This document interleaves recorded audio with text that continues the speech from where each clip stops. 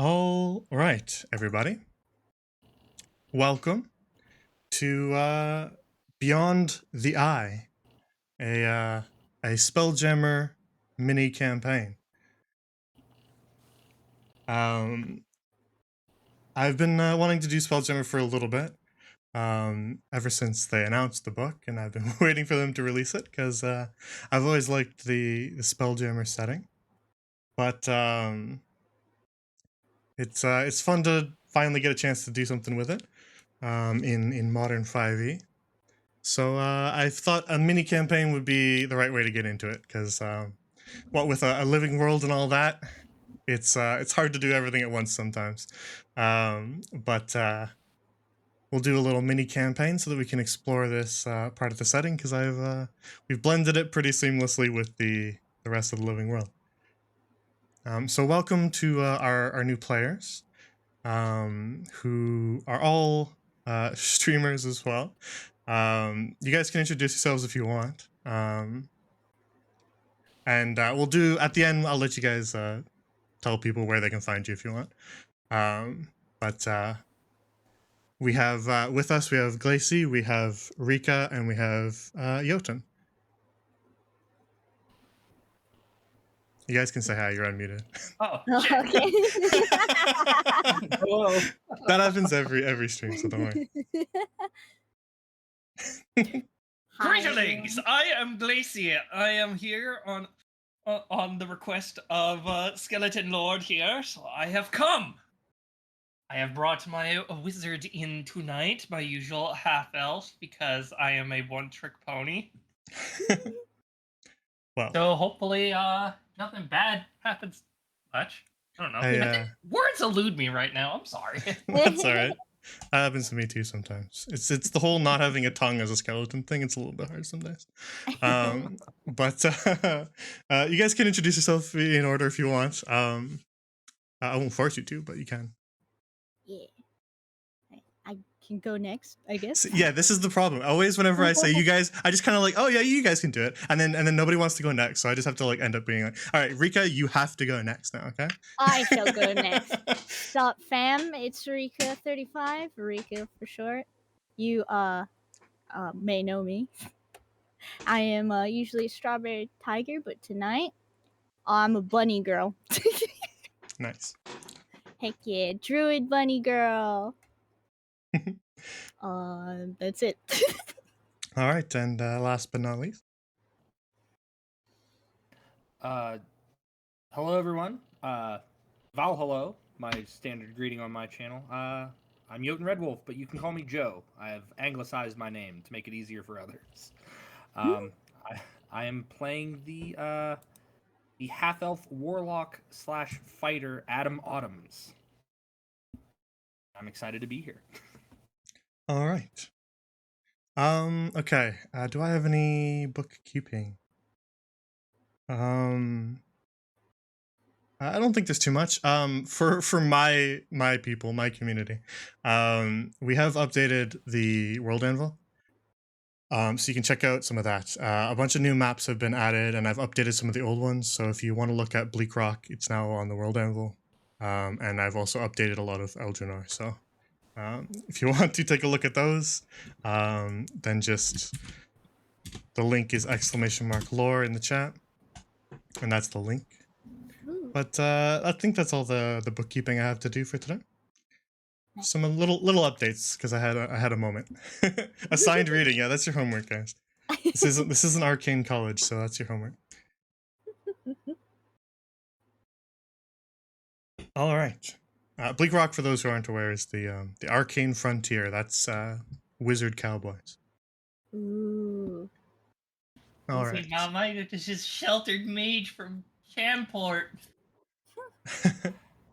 Okay. Isn't that where we talked about Adam being from? Was Bleak Rock? I think I believe. Yes. So if you wanted to look at what that looks like, then you can go ahead and do so later. Fantastic. Alrighty. So I think we're ready to get started as long as you guys are. Yeah. Sure. If you guys ever need to take a break, like you need to run to the bathroom or grab water or something like that, just let me know and we can take a little 2-minute break. So feel free to say, oh, I gotta run for a sec. It's not the other one. You can interrupt. This is casual fun D&D, so don't worry. Cool beans. Alrighty, then without further ado, let's get started. Chibi, no, I won't make them suffer. That's chat suffers, not the players.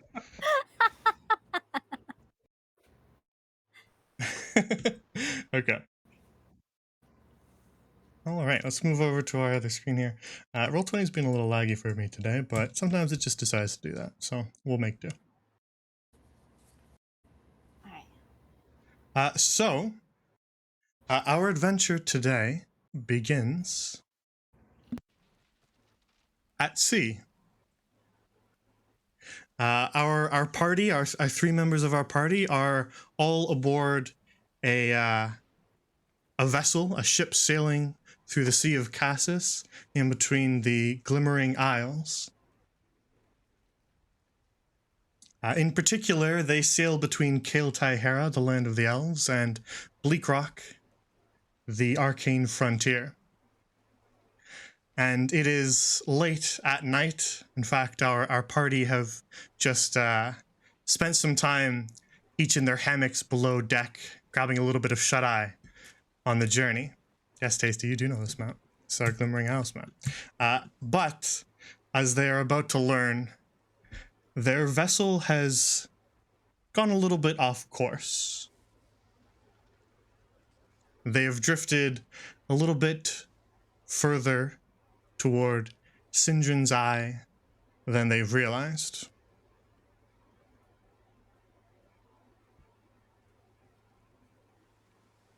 So, as we go below deck, the 3 of you are grabbing some shut-eye in your hammocks, along with the sway of the boat, but you're rudely awakened by the pelting of rain against the portholes below deck.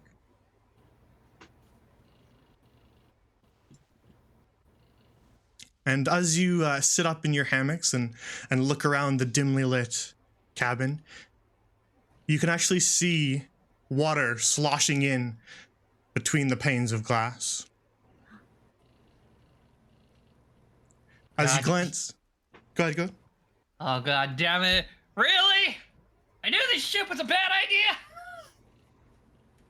Indeed, ever since you got aboard the ship you're on, the Scuppered Guppy, it has not been exactly the finest ship in the land. You've noticed creaky floorboards and all manner of rather lax maintenance. But as you look out the portholes, you estimate that many a ship might struggle with today's weather, as when you look beyond the glass, you see not only rain and wind pelting the glass, but giant waves surging up and causing that spillage through the windows.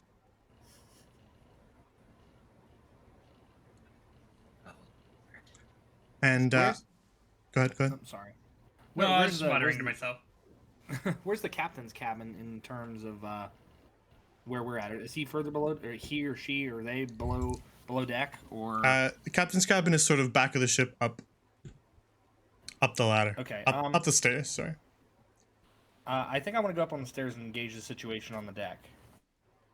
All right. You pull yourself from your hammock, but as you do, a little halfling crashes through the door below deck, and a little bit out of breath, he looks around at the 3 of you and says, "Are you still lazing about down here?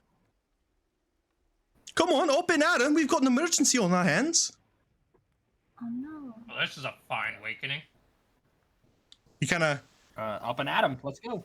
He stands there for a moment, looks around kind of as you guys are blinking yourselves awake, and says, "What? One good night's sleep and you don't remember Toby?" Nope, not a deal. Question. Is Yep. he the is he the captain? He is not. Oh, he's not. Okay. No.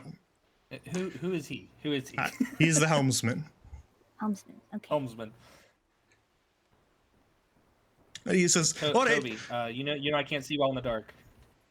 uh, I know, but come on. We've got an emergency.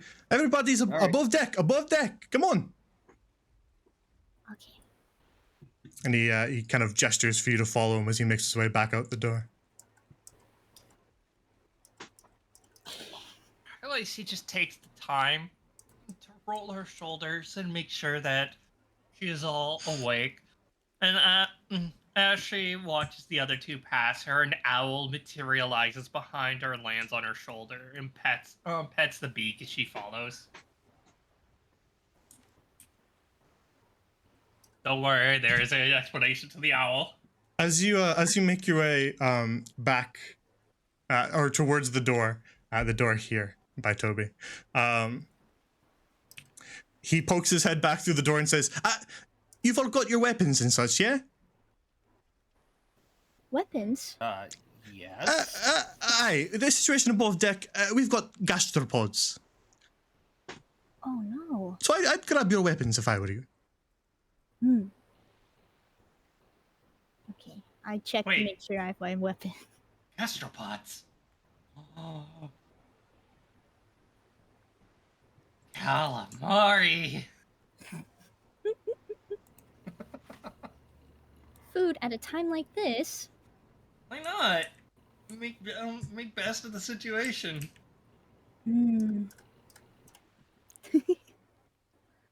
So as you follow the diminutive little halfling up the stairs and through the door to the deck of the ship, you are immediately blasted by wind and rain.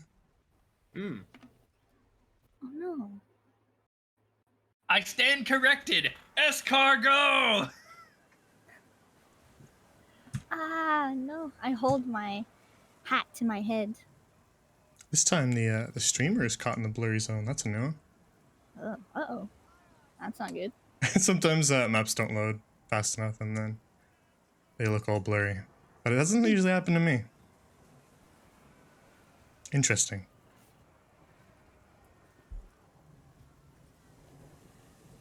Okay. Okay. I was gonna maybe try to refresh and see if that helped, but I was hoping maybe it would load, but I'm gonna give us a quick refresh. Let's see. Okay. Take your time. Of course. Go for it. It's always the first session when things go wrong. Hehe. Technical difficulty strike again. Oh no. The scuff. The scuff is real. Scuff is here. There is no such thing as a scuffless stream. Never. There we go. That's a little better.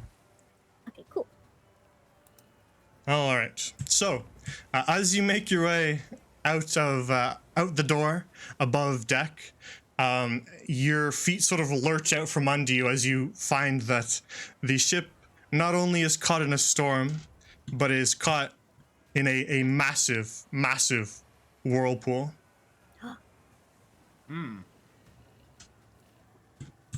The captain is up at the helm behind you, viciously fighting with the helm, attempting to steer, but not having a whole lot of luck. But as you look at the deck around you, you can notice not only are the sails tattered and parts of the ship broken, but the crew are currently being set upon by a large group of snails. You suddenly realize why Toby asked you to bring your weapons with you. Oh no. This is awful. Glacy just holds a very content smile as she looks to the owl and then chuckles. It's time to party, Toby.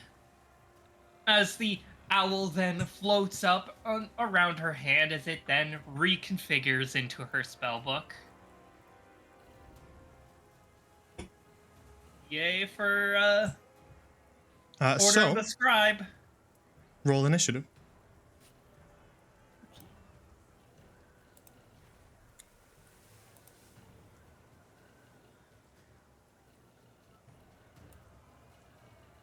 I go on a 7. I have is that 21 and then a plus 2 because of my race, so it's a 23? Yep.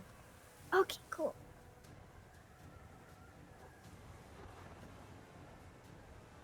All right. Oh. So, as you race above deck and find the crew being attacked by a group of massive snails, first to react is Iris.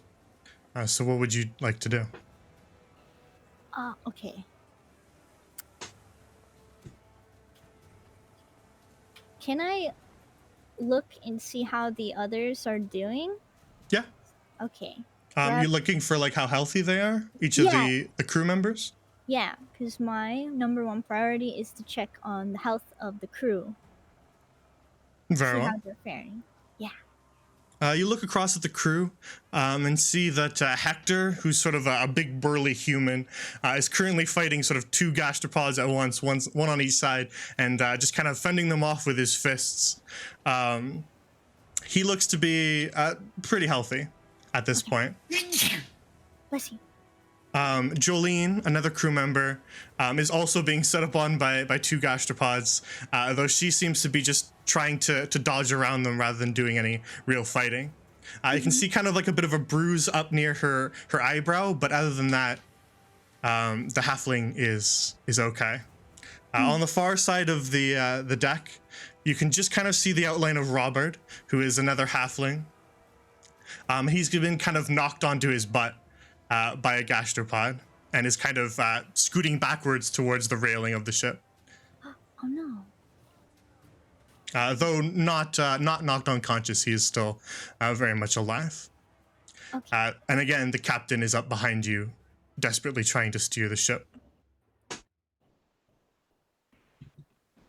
Okay.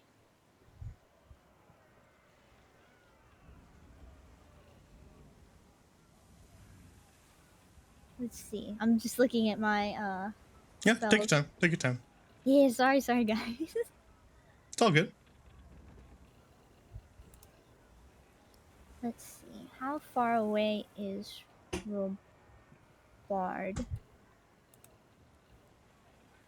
Okay, 50 feet.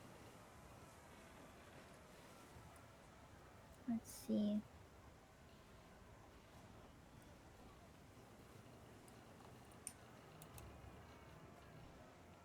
Okay.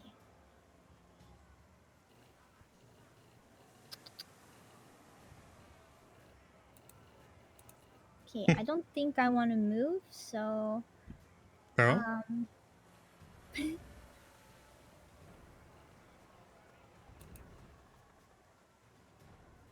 would it be possible for me to cast Guiding Bolt as my action? Yeah. Okay, I would like to cast Against what? against this little critter right here. So just ping the one that you want to attack so I can make sure that I'm tallying their health properly.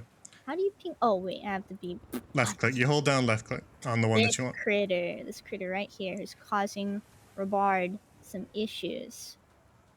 So I'd like to cast Yep. Guiding Bolt. How do I do that? So next to the spell on your spell list, you have it twice because of your subclass, but you can either use a spell slot or your daily casts of it. So there's a +4 and then there's the 4d6, right? Okay, yeah. So the +4 is to see if you hit with it, right? Okay. So first there's a roll to see if you hit, and then if I say that you do hit, then you would roll your damage dice. So first you click the +4. You always click the one on the left first, and then do the one on the right. Okay. Okay, thank you. Alright. All right, so a 12 does hit, so roll the damage next to it. Okay, and bam. 16 radiant damage. So you sort of, well, you can tell me how you attack. Do you have some sort of specific way of casting your spells that you sort of flavor-wise want to say? Is it okay for my spells to be kind of starry themed? Of course, yeah. Okay, So like a constellation of lights kind of zaps its way towards this the snail on the far side of the ship, and the last star to hit it is the largest, and it envelops that snail in this bolt of radiant light. And it envelops the snail, and when the light fades, you just see this snail completely roasted and toasted by that radiant light, and you can see it kind of fall over its shell on its side as it stops moving. Good. Okay, so I nod my head, happy that I was able to help Robard out in his predicament. Is there anything else you'd like to do?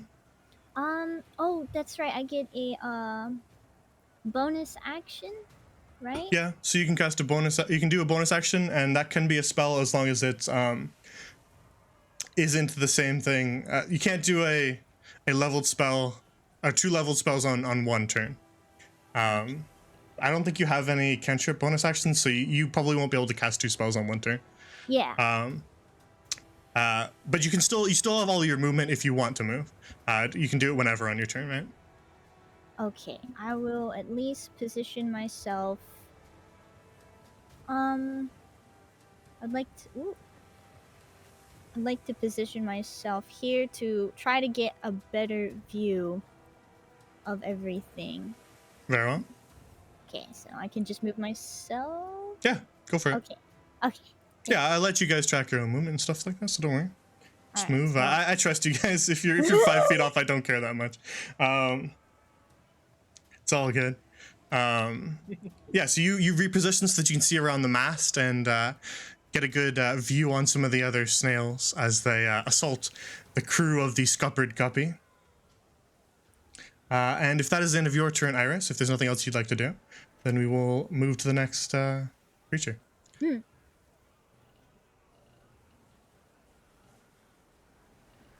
Alrighty. So, next to act is this snail here, who, as that bolt of radiant light sails across the deck of the ship, you actually see this snail turn over towards you, Rika, and slowly creep its way over to you across the deck, leaving a bit of a slime trail behind it. And as it reaches you, it's going to rear back with its head and then attempt to kind of headbutt you right in the stomach. Uh-oh. And it will actually succeed. So what it's doing is it's rolling a hit roll just like you against your AC, which is 15. And so it rolled a 17, so it's going to hit you. And then I'm going to roll its damage. So all the stuff that you're doing, I'm doing too. Okay. So that snail is going to hit you for 5 bludgeoning. Oh no. So at the top of your, I let you guys track your health. I trust you guys to keep track of it. So at the top of your character sheet in the top right, there's a little box there with the heal and damage buttons above and below it. Right? Oh, okay, yeah. And then you just type a 5 in there. When I tell you how much damage you take, you type the number in there and then type damage. And it'll subtract it for you, so you don't have to do any math. Oh, nice. No math, no problem. Okay.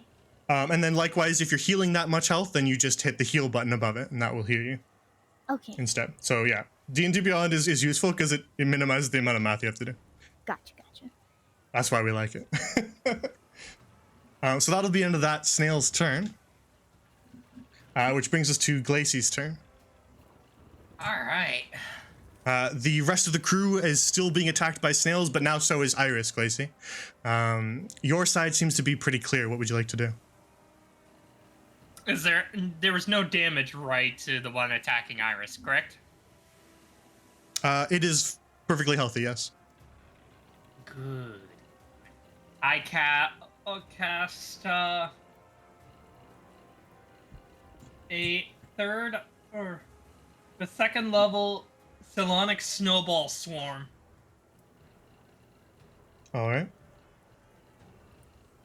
Alright, let's see. Roll.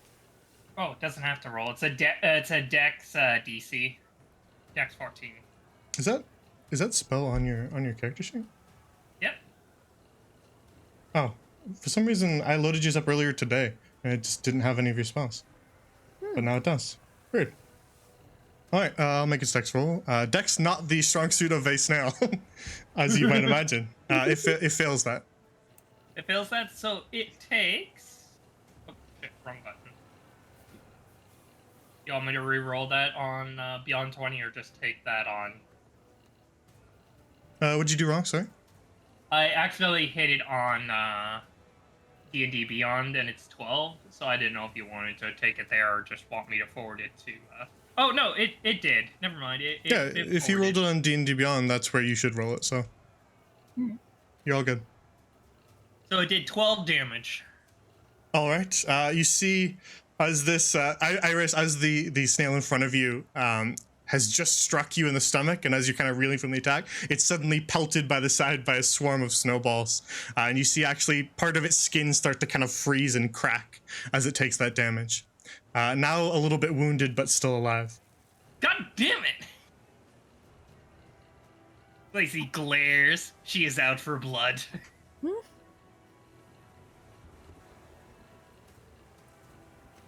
I do not believe I have a bonus action currently. No, I do not have any bonus actions currently. Very well. Then if that's the end of your turn, It is. then next to act is this giant snail here, who moves closer towards Jolene and is going to attempt to strike her. She's going to try and dodge it, but she does not do so. And so it headbutts her and kind of sends her reeling as she takes... she takes 7 bludgeoning and is kind of sent backwards onto her butt, just like Robert. That'll be the end of that snail's turn. Which will bring us to this snail, which will turn off seeing the arrival of you guys towards Toby and attempt to attack him. Which it fails to do. Which brings us to Adam's turn. Okay. Seeing the one move up on Toby, I look to Iris and Glacy and I say, do you have this one taken care of? We got this. Okay. I'm going to move. Let's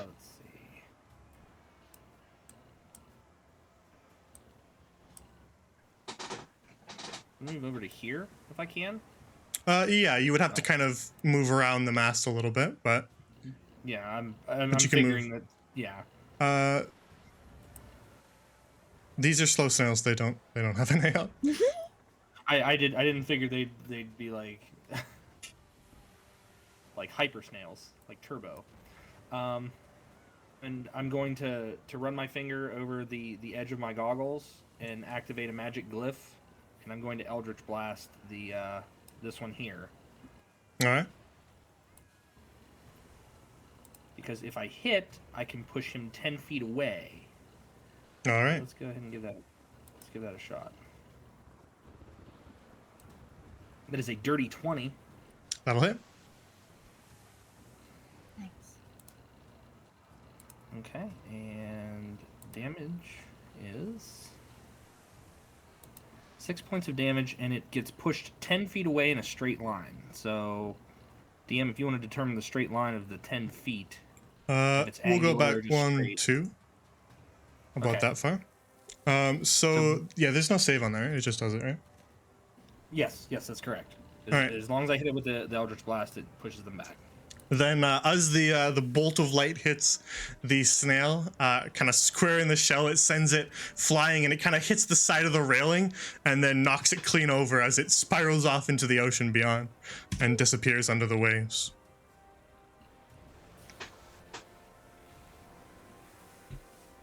Okay, that's one snail down,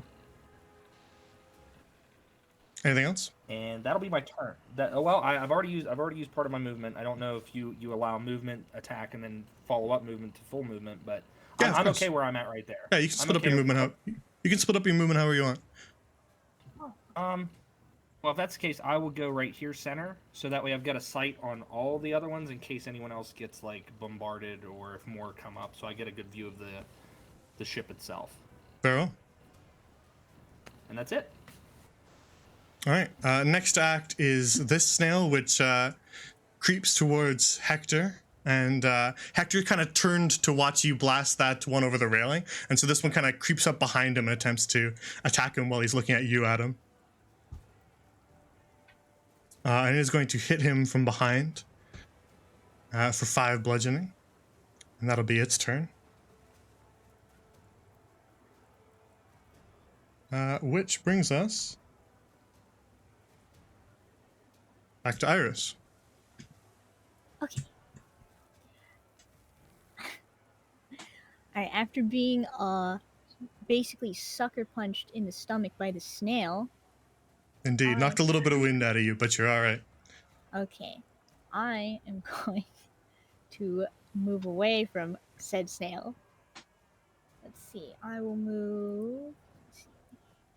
So for reference, most enemies have attacks of opportunity, and so if you moved outside of the range of 5 feet, the range of their attack, which in this case would be 5 feet, then that's when you would take that attack of opportunity, because it's sort of like you turning to run away gives them a chance to hit you. Now these are very slow snails, so I've given them a trait that makes them too slow to react. So you can run away in this chance because they're slow snails, but most enemies will have attacks of opportunity. Likewise, if an enemy tries to run away from you, you can also make attacks of opportunity. Oh, okay. So for this one, feel free to do what you were doing. I just wanted to explain that while we're here. Okay, thank you. All right. I'm going to go ahead and move next to the captain. So I'll go up the stairs. Yeah, you quickly make your way up those rickety old stairs and are now kind of up above by the helm. You can see the whole deck a lot clearer. Okay, good.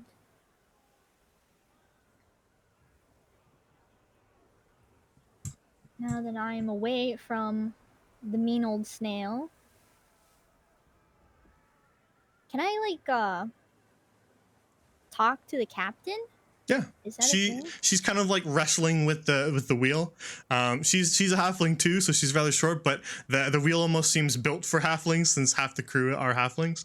And so she's a little bit kind of preoccupied, but if you want to talk to her, you can, yeah. Talking in combat is usually pretty much free unless you're having like this giant conversation that takes like 30 minutes to talk about. I might try to like curb you a little bit, but talking is mostly free. So if you wanted to like shout something to an ally of what you want them to do, or hey, I need healing or something like that, that's all free to do. It won't take up anything on your turn. Okay, I'm just going to, as I'm eyeballing the snail, ask the captain, "Are you all right? Is everything okay?" Well, I'm trying to control the ship, but we're caught in Sindrin's eye. I'm not having much luck here. okay. I understand that does not bode well. Just focus on the gastropods. Aye, aye, Captain.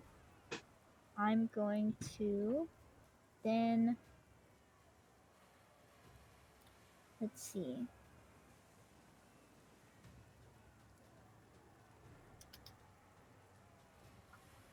I will cast another guiding bolt at this snail here. This snail? So it's good. It's a good idea, just since this is our tutorial fight. It's a good idea to keep in mind health values. The first one you did was 16 damage, and that kill went out, right? That one got I think 12 damage, right? So your guiding bolts are your sort of big damage. So it's good. It's a good idea to keep that in mind, just to help you out. Okay. Since this is our tutorial fight, I won't do it in any other fight, but since this is our first one and you're new.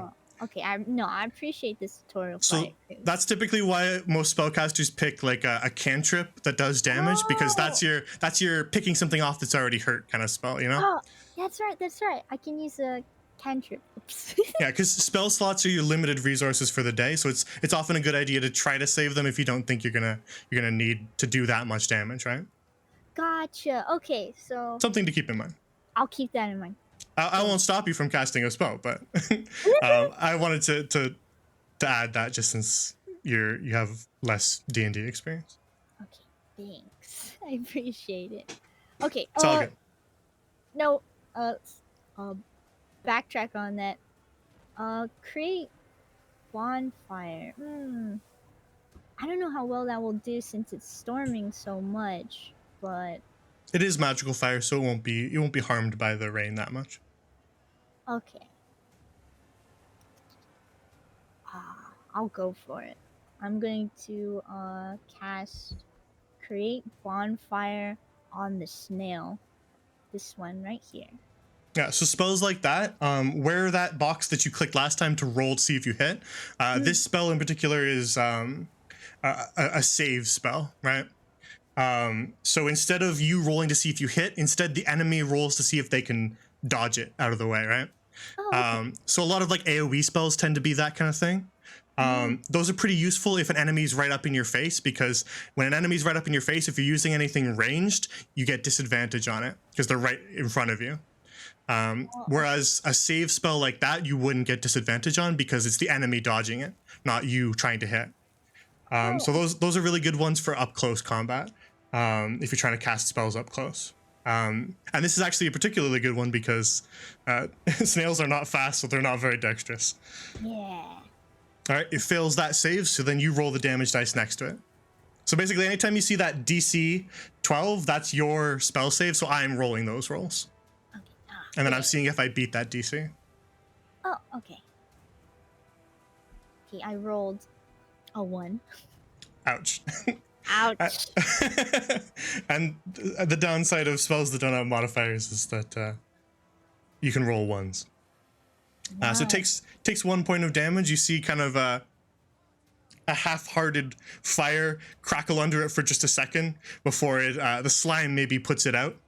And so it only really takes a couple minor burns, but it's still very much alive. Shoot. Okay, and then I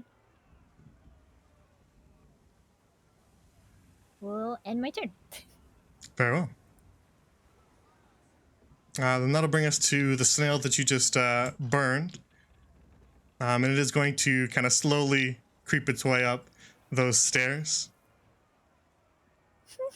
And arriving at you again, it's going to attempt to headbutt you once more. But this time it does not succeed.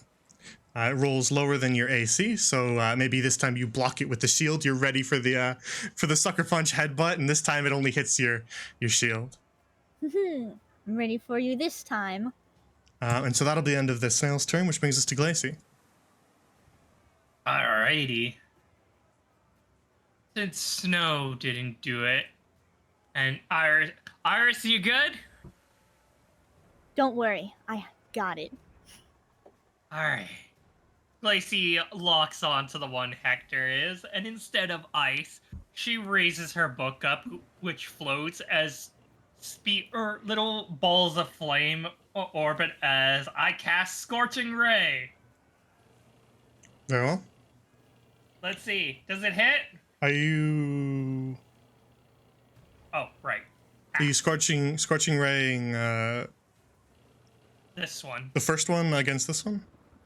Yeah. That hits. And the... Oh shit, I accidentally rolled it twice. Take the second one or first one? We'll take the one that had a damage roll attached to it. Okay, well it hits either way. They both hit, so. Alright, so we'll 9 damage burns. All right. So you see burns kind of appear on its side where your ray of fire hit it. It's still alive though. Lacey just grits. God damn it! You told me you're supposed to help me! She looks to the book, almost yelling at it, as it then flutters and hoots at her. No!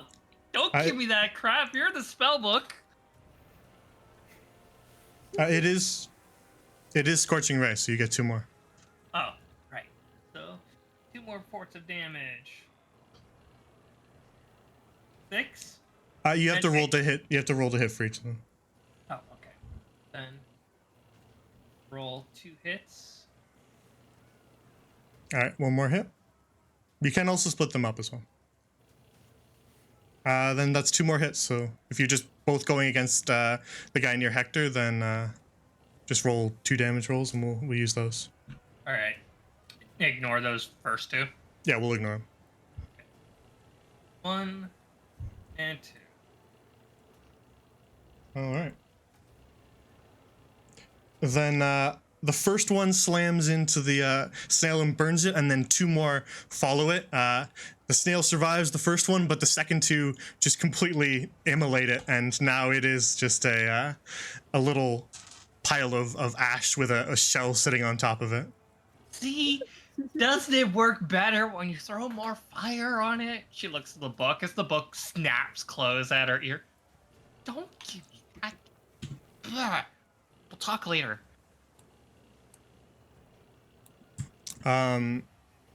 Is that the end of your turn? Yes. Very well. At this initiative count, something bumps the bottom of the ship. Which brings us then to this snail. Which is just going to keep attacking Jolene. She kind of got knocked back by the first blow, so it follows up with a second one. And this time hits her again, as she's flat on her back, but only deals 2 bludgeoning, just sort of clipping her shoulder and knocking her back prone on the deck. Which brings us to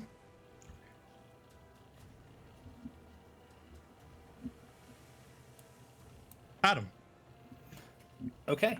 I'm gonna do a cool like acrobatic tumble over to yonder here, Very well. and then I'm going to do the same thing I did before. Fingers on the side of my goggles, activate the glyph. The goggles light up, and a blast of eldritch energy forces out to attack this snail here. Very well. So let's go with eldritch blast. Oh no, that's a 6. This time you fire an Eldritch Blast at that snail, but maybe you're being a little bit too cautious, worried about hitting Jolene, so it goes wide and just arcs across the waves into the distance. Yeah, I wouldn't want to hit a crewmate. I'm figuring maybe like I slid a little on the wet deck when I tried to. Wet wood is a little bit slippery, yes. Yeah, yeah. So I figure like I went to roll and I slid a little and it shot wide. It's like, sorry, Jolene. Anything else? So let's see. I moved. I moved from there to 1, 2, 3, 4. So that's 20 feet. I actually want to move up and like engage that one. Like Okay. I know I can't engage it like physically just yet, but I want to keep it off of Jolene if I can. So You can shout at it if you want. Yeah. Oh yeah. I'm totally gonna shout at it. It's like. Do you want to make like some sort of check against it with your ability skill, like a skill check against it, intimidate or something like that, to see if you can get its attention? Oh yeah. Let me go ahead and do intimidate. Okay. I could persuade it better, but I don't want to do that because it's attacking me. I'll contest it with the snail's constitution to see how determined it is to attack Jolene. Right. All right, that was a 4. So roll your intimidation. Intimidation. That is a total of a 22. Ooh, nice. All right, so not only does that bolt of light arc over its head, but you immediately run up behind it and start shouting at this snail, and so it actually spins its attention to this new threat behind it to face you, Adam.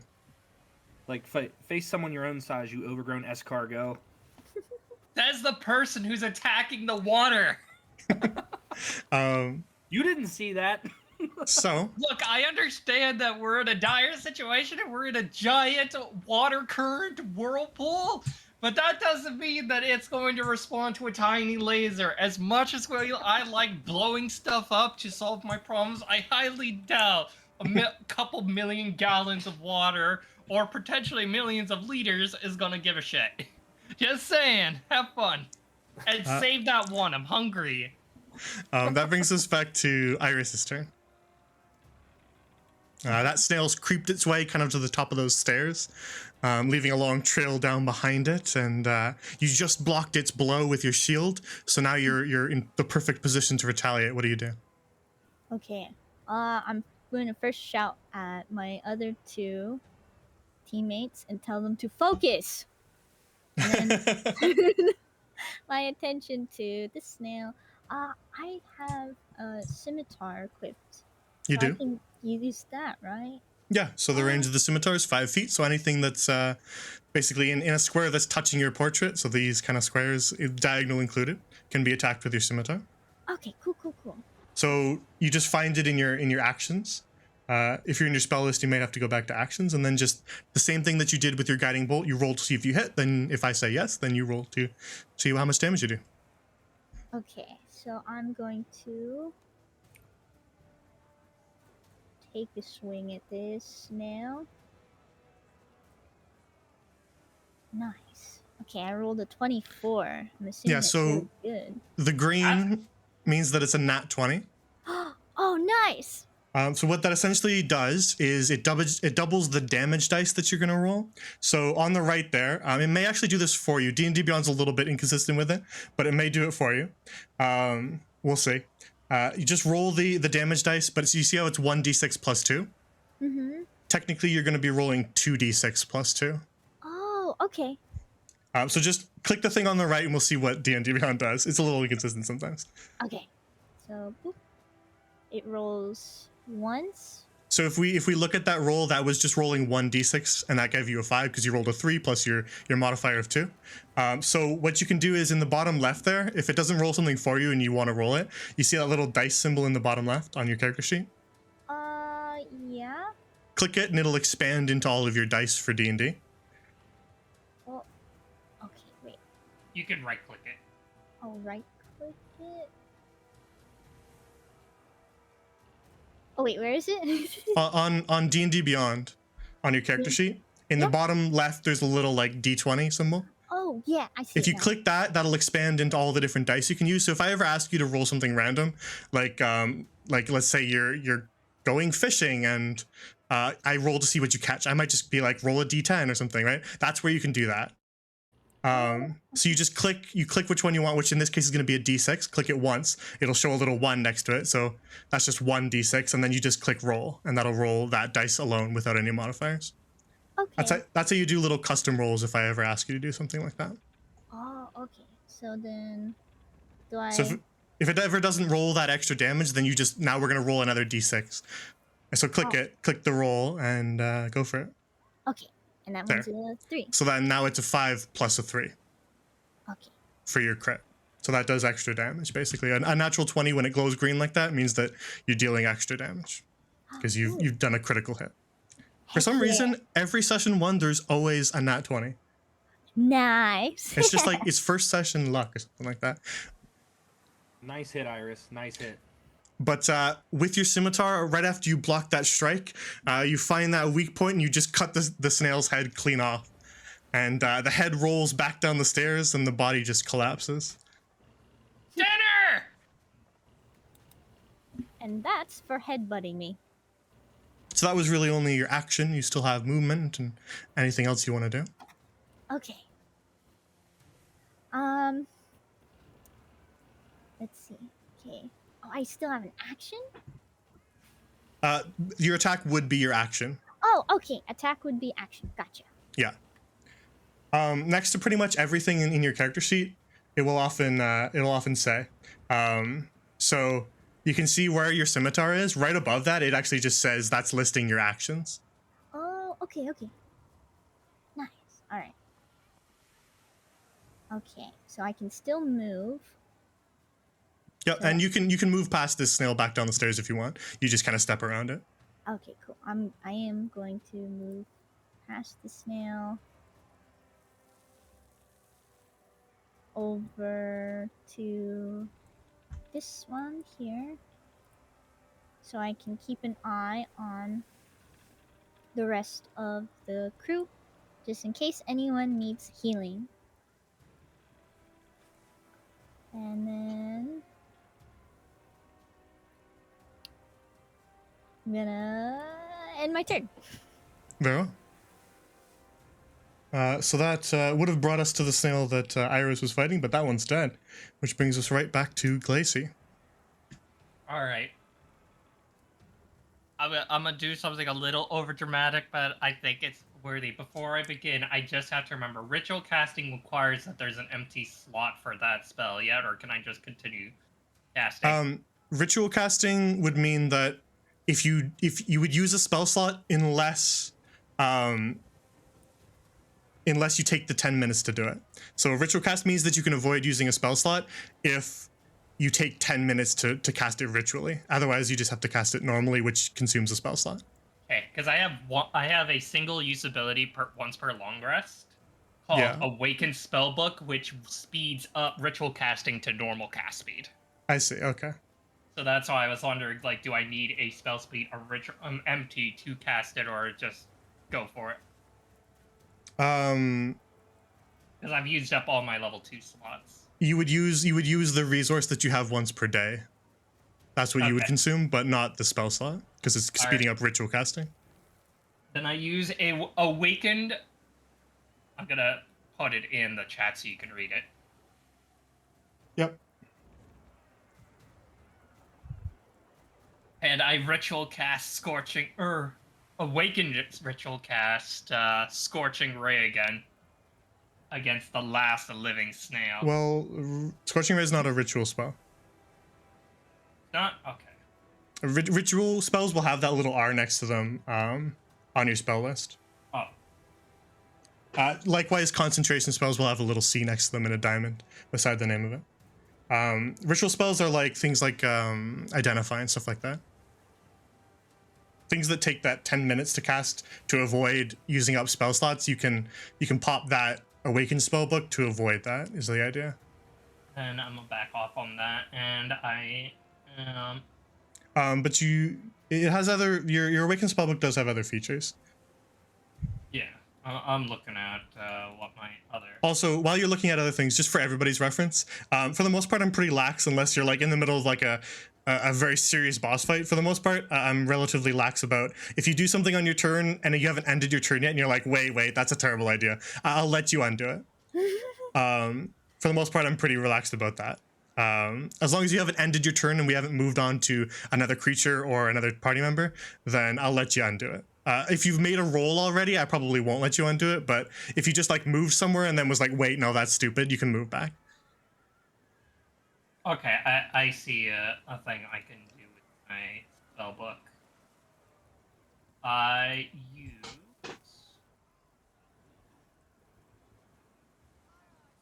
the Awakened Spellbook replace damage, Okay. and I'm going to change magic missiles, or level 1 magic missile Okay. to fire damage. Okay. So I presume you're probably not not splitting up those magic missiles. You're just gonna fire them all at the last guy. Yep. So yeah, just roll three hits. 5, 10, 13. All right. Then, as that snail turns back towards you, Adam, it's struck in the side by 3 bolts of fire that sort of arc their way, tracking right towards it and slam into its side, and scorch it to a crisp as well. As that snail falls down dead. I feel like she pats her hands clean as the book then rematerializes as the owlin lands on her shoulder before promptly biting her ear for the argument during the fight. As she then starts fighting with it on the spot. I don't think we're out of the water yet. Yeah, We felt something hit the bottom of the boat. as you end your turn, Glacy, you hear the captain kind of give a shout from behind you. We're not out of the thick of it yet! Everyone! Something's in the water! Starboard beam!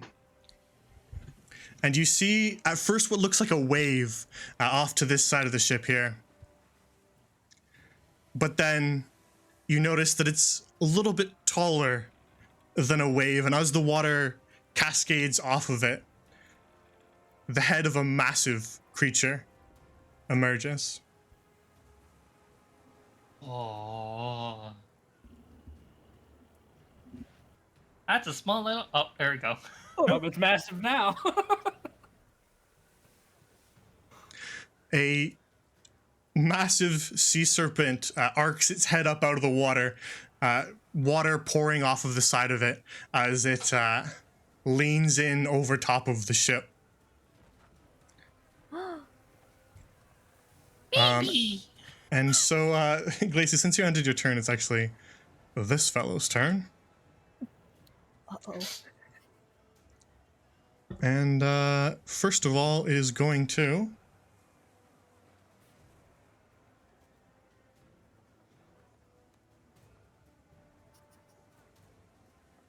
let's see.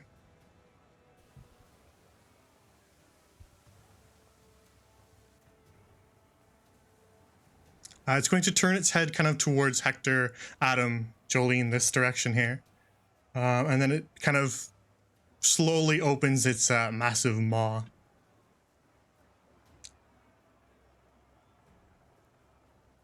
Oh no. Hmm.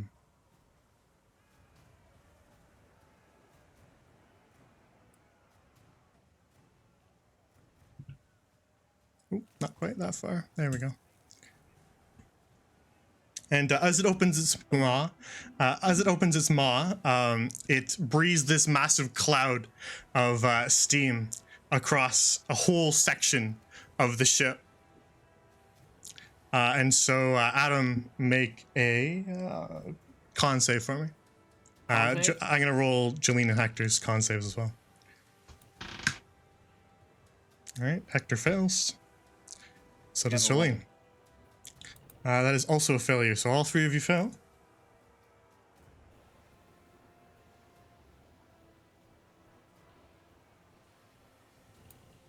So that is going to be... yeah, Tasty, you looked away for 1 second, and then suddenly... Sea monster.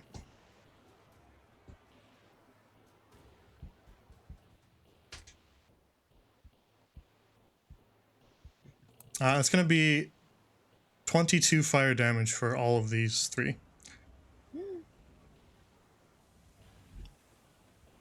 I'm down.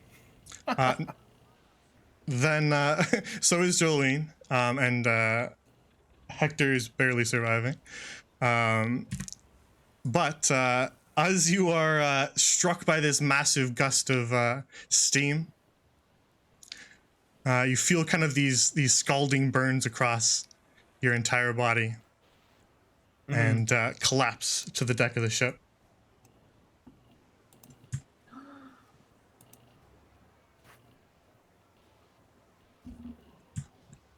Hector kind of falls to one knee, clearly quite injured, which will bring us to Adam's turn, so make a death save for me.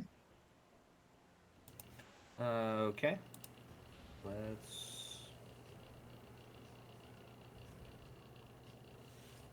Do I just roll the basic d20 then on the page? Because... Yeah, I don't know that to- there's a place to roll it. I forget. I don't see Oh, that part of the please do not. character sheet very often, because I'm the DM. So, d20. Yeah, Hector built different, huh? Fearless Chad. Fail. Okay, so that's one failure. And that will bring us rolling back around to Iris. Iris, this massive creature has just loomed overhead, and it just took out 2 crew members and almost a third in one giant gust of steam. What do you do? I cry out to all of them, desperate to save them. Okay. Let's see.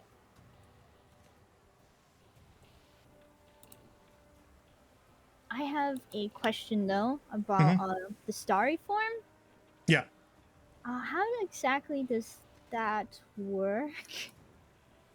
So druids have a special resource that they can use to wild shape, right? Now, wild shaping for most druids is turning into an animal. So like you could turn into a little mouse and scurry around like that if you wanted to, or a literal bunny if you wanted to. But a lot of druid subclasses add an alternative use for that wild shape pool. So you, as a 3rd level druid, have 2 uses of wild shape per short rest. So you need to take an hour break to get them back. but you have your starry form as well, right? Yeah. So then, as a bonus action on your turn, you can consume one of those wild shape uses to give yourself an extra little boost. Right. So instead of turning into an animal, you do something else with that resource. And so from that list on your starry form, you can actually pick from 3 different choices, and Right. they do different things, and they sort of reflect constellations in which one you're picking. So the archer would basically, when you activate it, and then any other turn as your bonus action, you can choose to make just a ranged spell attack within 60 feet to do 1d8 plus 2 radiant damage. So it's like a little mini guiding bolt every turn using your bonus action. And it's not a spell, so you could do it every turn while you have that active. Okay. So That would be your archer, right? So if you wanted to pick that one, you could, but you also have Chalice and Dragon. Chalice is one that boosts your healing. So basically, Archer boosts your damage if you need to do damage. Chalice boosts your healing if you need to heal a bunch of people all at once. And so basically, anytime you cast a spell that does heal, if it restores an amount of hit points, then any creature within 30 feet of it, you can roll that 1d8 plus 2 to heal them as well. Okay. Yeah. So it turns your normal single target heal into like a mini AoE heal Nice. Okay. while you have that one active. And then the last one is anytime you make an int or a wisdom check, or if you are making a con save to maintain your concentration on a spell. So any spell that has a little C next to it is a concentration spell. And anytime you get hurt while you're concentrating on that spell to keep it up, you might fail that check and then drop the spell, right? Okay. So those are like long-term effects where you're like maybe trying to keep like an AoE in place somewhere. Then anytime an enemy hits you, you might have a chance of dropping those effects. So what Dragon does is it steals you against those. Okay. And so it makes you better at making those concentration saves. Okay. So it's really dependent on what you need in the situation as to which starry form you might want to choose. Yeah. So you get a lot of options, and depending on what the situation requires, you pick which one you want to do, and then you consume your wild shape as a bonus action to assume that form. Okay. Let me see how far these two 20 feet, both of them. Okay. So how do I actually cast my starry form? So all you need to do is it's in 2 places on your character sheet, but if you go to the features and traits part, you'll see, if you scroll down a little bit, wild shape. Wild shape. Okay. And then there's 2 little boxes that you can use to like kind of check them off to make sure that you're tracking how many you have left. Oh, okay. So all you need to do is just check one of those off, and then you'll know that you used a wild shape. Okay. So I check one off. Good. So And then depending on which one you're assuming.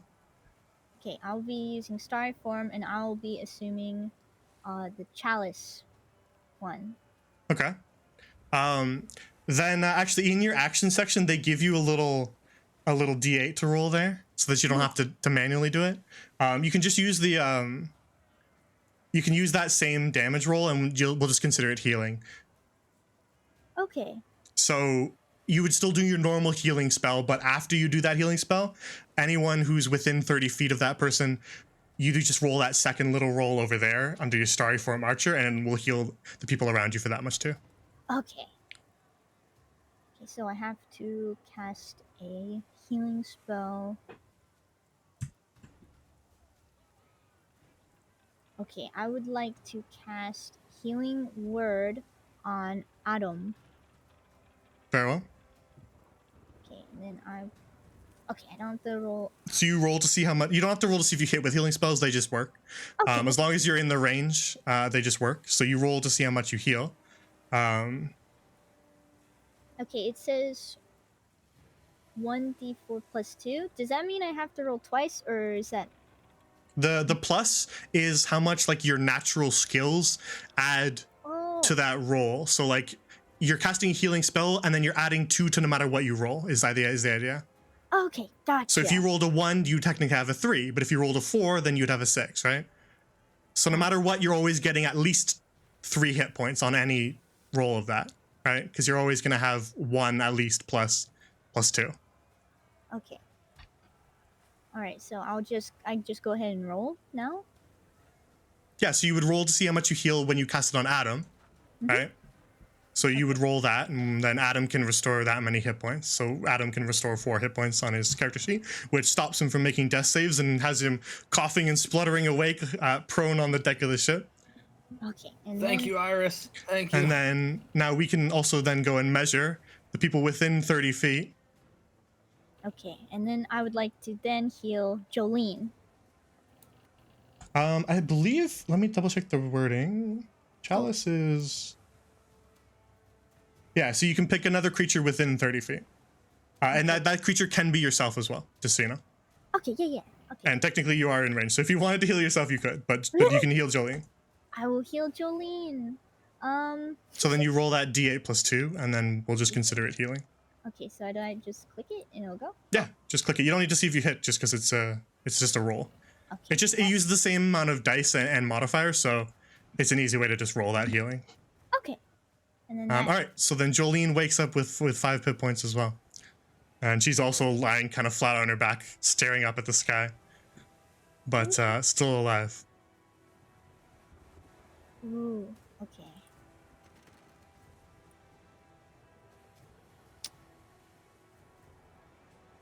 Sea monster, bro.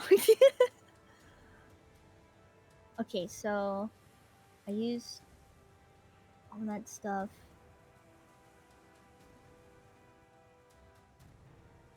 Can I like yell at everyone to maybe go under deck? Because I'm thinking that might be like the safest bet to not get blasted by this sea monster again. Yeah, you can yell at anyone whenever you want. Okay, cool. Everyone, we need to get below deck! Hurry! That is a bad idea. Think about it. If that thing starts coiling around the ship, how are we supposed to escape from inside the hull? We can't escape if we're toasted. Lacey looks over the edge, moves over to the edge, inward to the whirlpool, because I assume this side is facing the whirlpool inwardly. This side over here, the darker end, is deeper into the whirlpool. Okay. It's kind of like a massive slope that you're going around on. Ooh, Thinking. thinking. Sorry, is that the end of your turn? Yes, that will be the end of my turn. Okay. Because before we get to Glacy, we're going to legendary action. Oh Oh, no. And as our legendary action, we are going to coil around the center of the ship.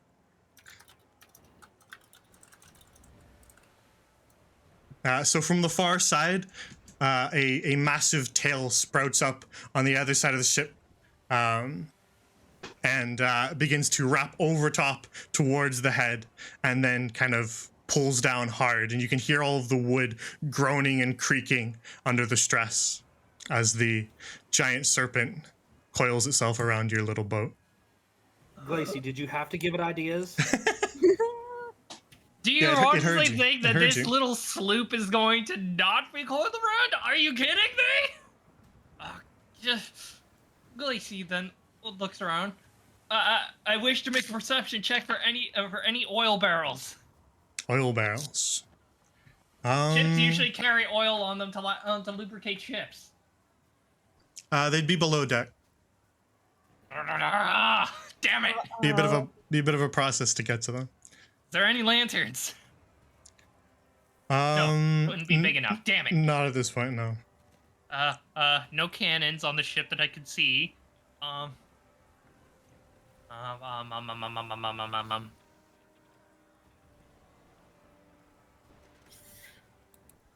no. Looks to the captain. I'm sorry to say, but I think we're in a very screwed position right now. I think it would be much more advantageous if we all split up in the water. Into the whirlpool? You want to dive into Sindrin's eye, she says. Let's look at the situation. Do you want to be eaten by that thing or swallowed? Listen, Miss Glacy, you can jump off into the eye if you want. but a captain goes down with her ship. Captain, no!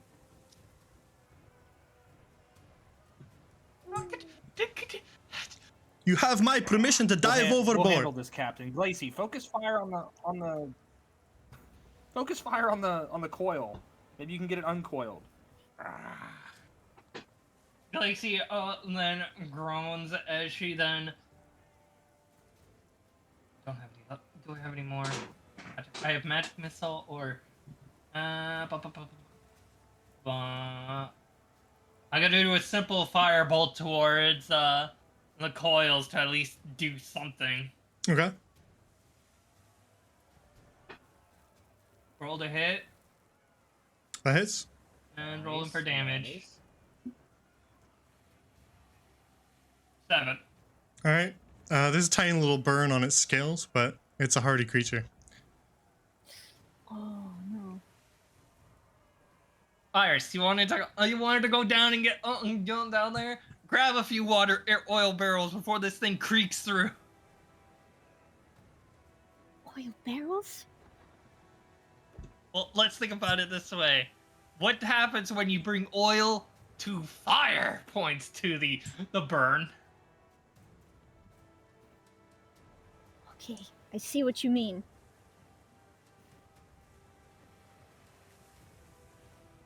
Okay. Glacy, anything else? Nope, No, that's all I got. no. I'm good. All right. Then next turn is our friend. Uh-oh. All right, in range. The massive sea serpent, as it coils its tail around the ship, it leans its neck over and is going to try to bite Iris.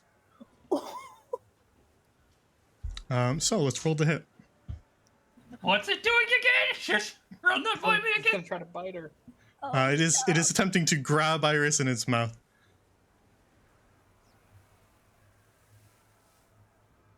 So that is going to that's going to hit you. Can I roll anything against it, or am I just screwed? It's a standard attack roll, so unless you have anything that triggers on an attack roll, Let's see. those will be under your reactions. Reactions? Where? Let's see.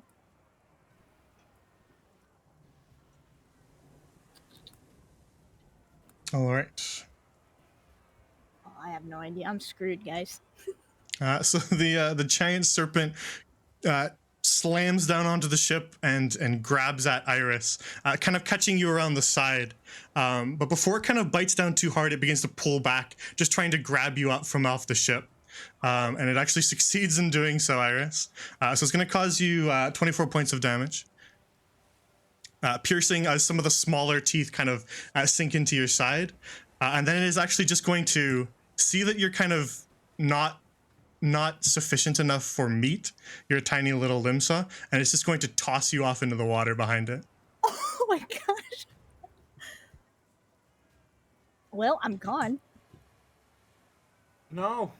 And so you careen through the air, and then you plunge down hard into this cold black water and kind of try to fight to keep your head above as you also swirl around throughout the eye. You do manage to grab maybe a little piece of wreckage from the ship to keep you afloat enough, but you are also... Oh yeah, you're actually down, so you don't grab a piece of wreckage, you just float. Oh no. I'm screwed. No. That'll be the end of the war leader's turn. So that brings us to Adam. So Adam, you are lying flat on your back. Yeah, Chibi the goofy scream. As you get launched, just team rocketed off into the... Dude, I got launched, yeeted right off this ship. So Adam, you are staring up at the storm clouds, the rain hitting your face, as you are rudely awoken from your little dream you're having. Still alive, but just barely. What do you do? Fair enough. So question: Does getting up cost half my movement? Yeah, getting up from prone Okay. cost half your movement. Okay, so half my movement to get up. I'm going to bonus action second wind to heal a D10 plus my con. Oh no, Okay. plus my fighter level, which is D10 plus 1. So D10. So 3 and 1 is 4. So I will heal for 4 for bonus. So let's see. Heal. Okay, and so let's see. Speed is 30, 5, 10, 15.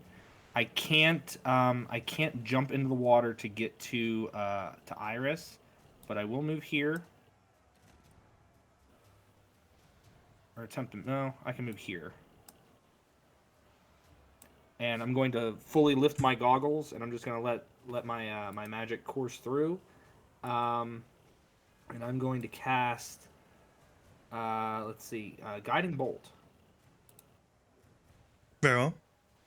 I'm presuming on your only target. So, yeah, the only target being the big monster. The big head. Yeah, I wanted to clarify in case you were targeting the tail or something.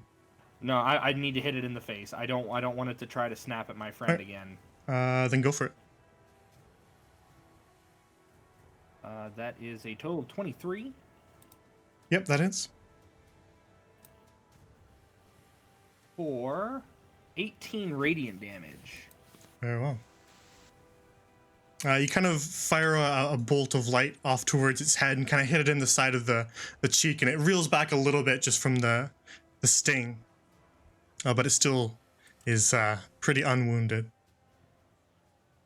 Okay, and just for everyone else's reference, the next attack roll made against a target before the end of my next turn has advantage. Very well. So if anyone else attacks it, hint, you'll have advantage on the attack.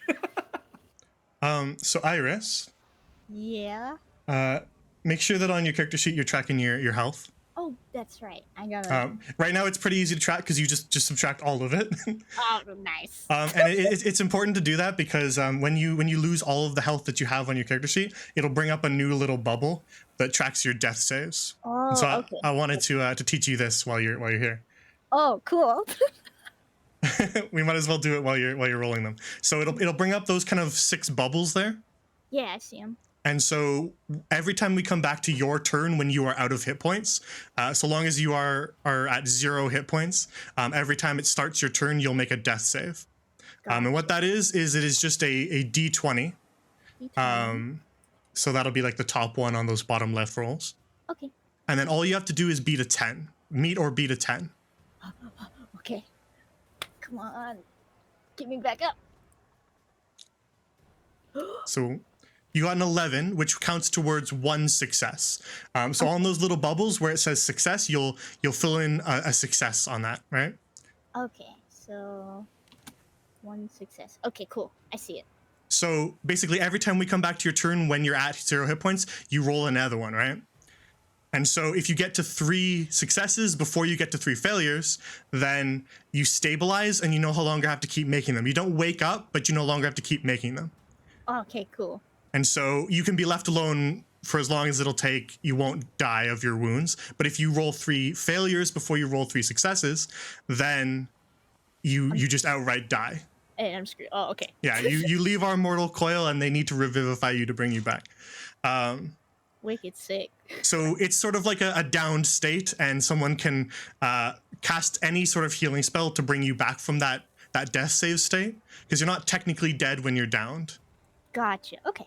You're rolling death saves to see whether or not you survive your mortal injury.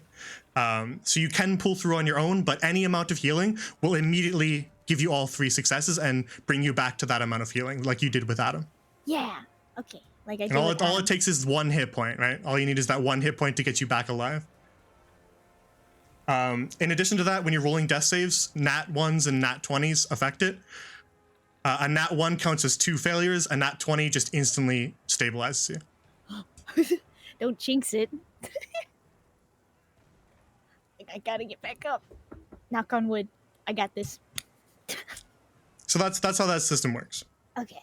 But if you're not awake, then you can't do anything. So when we come back to your turn, I ask you to do that, and then we just move on.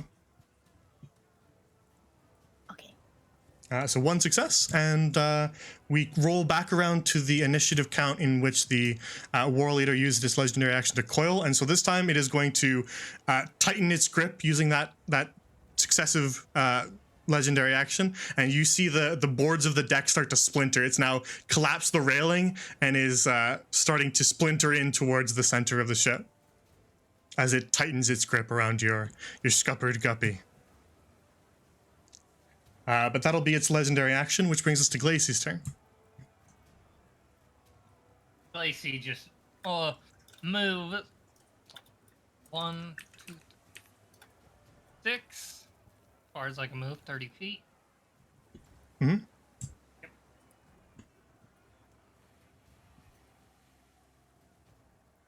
And get advantage. I've Yep, already used from my Adam. awoken. From Adam, yeah.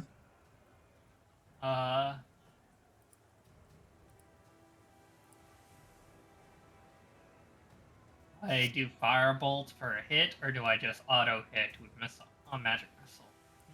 Up to you. This magic missile doesn't get advantage.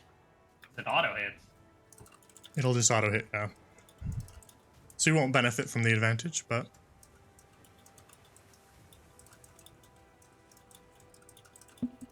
You could crit with your firebolt, though. Yeah, True. that's what I'm thinking. I'm gonna chance it, and I'm gonna roll with advantage. very well.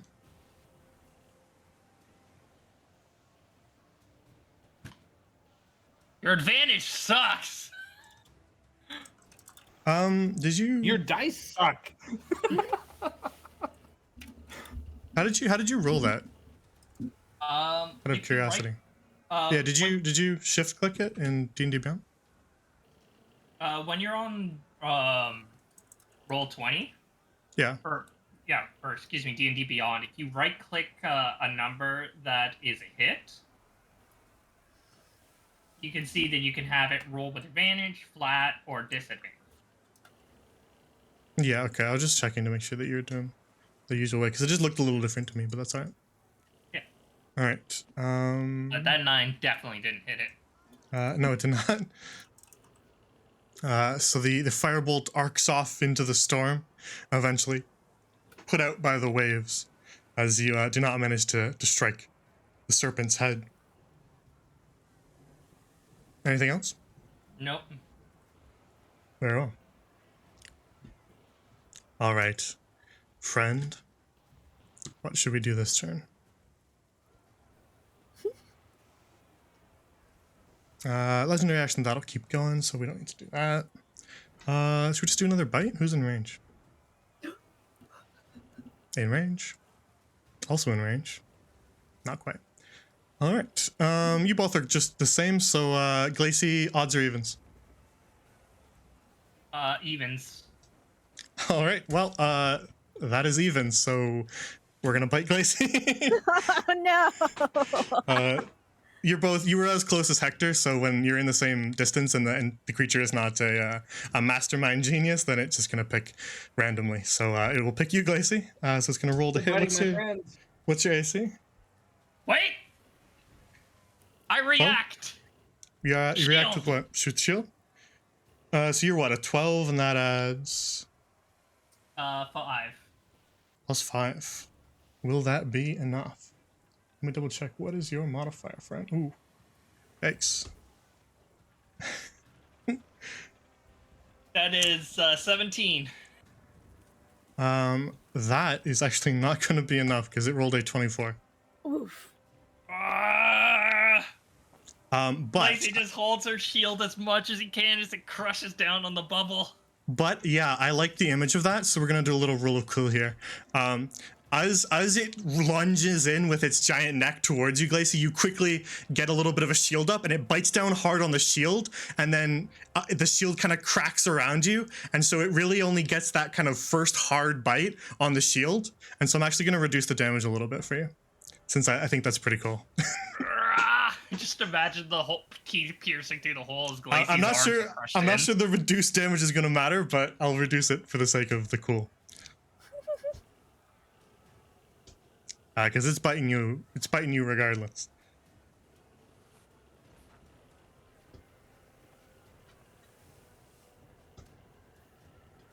All right, and then I'll reduce the damage by one of the same dice that I'm rolling. Okay, cool. So that is going to be 17 points of piercing as it shatters that shield with its bite and grabs you up in its mouth. Here. God! God! Fuck! I And live! You're kind of still wriggling up there in the mouth as it just also realizes, not worth it. And tosses you off into the water. Oh no. So you are actually still alive as you hit the water, Glacy. I believe. Yeah, you have 3 hit points, don't you? Yes, I have exactly 3. So you feel the full chill of that cold water as you splash down into the whirlpool, somewhat near a floating, lifeless iris. So Glacy, you kind of managed to grab onto a chunk of floating wood in the whirlwind of Sindrin's eye, and you can see kind of Iris floating nearby as you're attempting to keep your head above the water.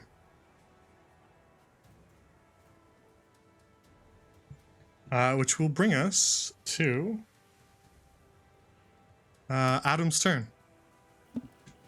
Okay, I'm going to bonus action cast Expeditious Retreat, Very well.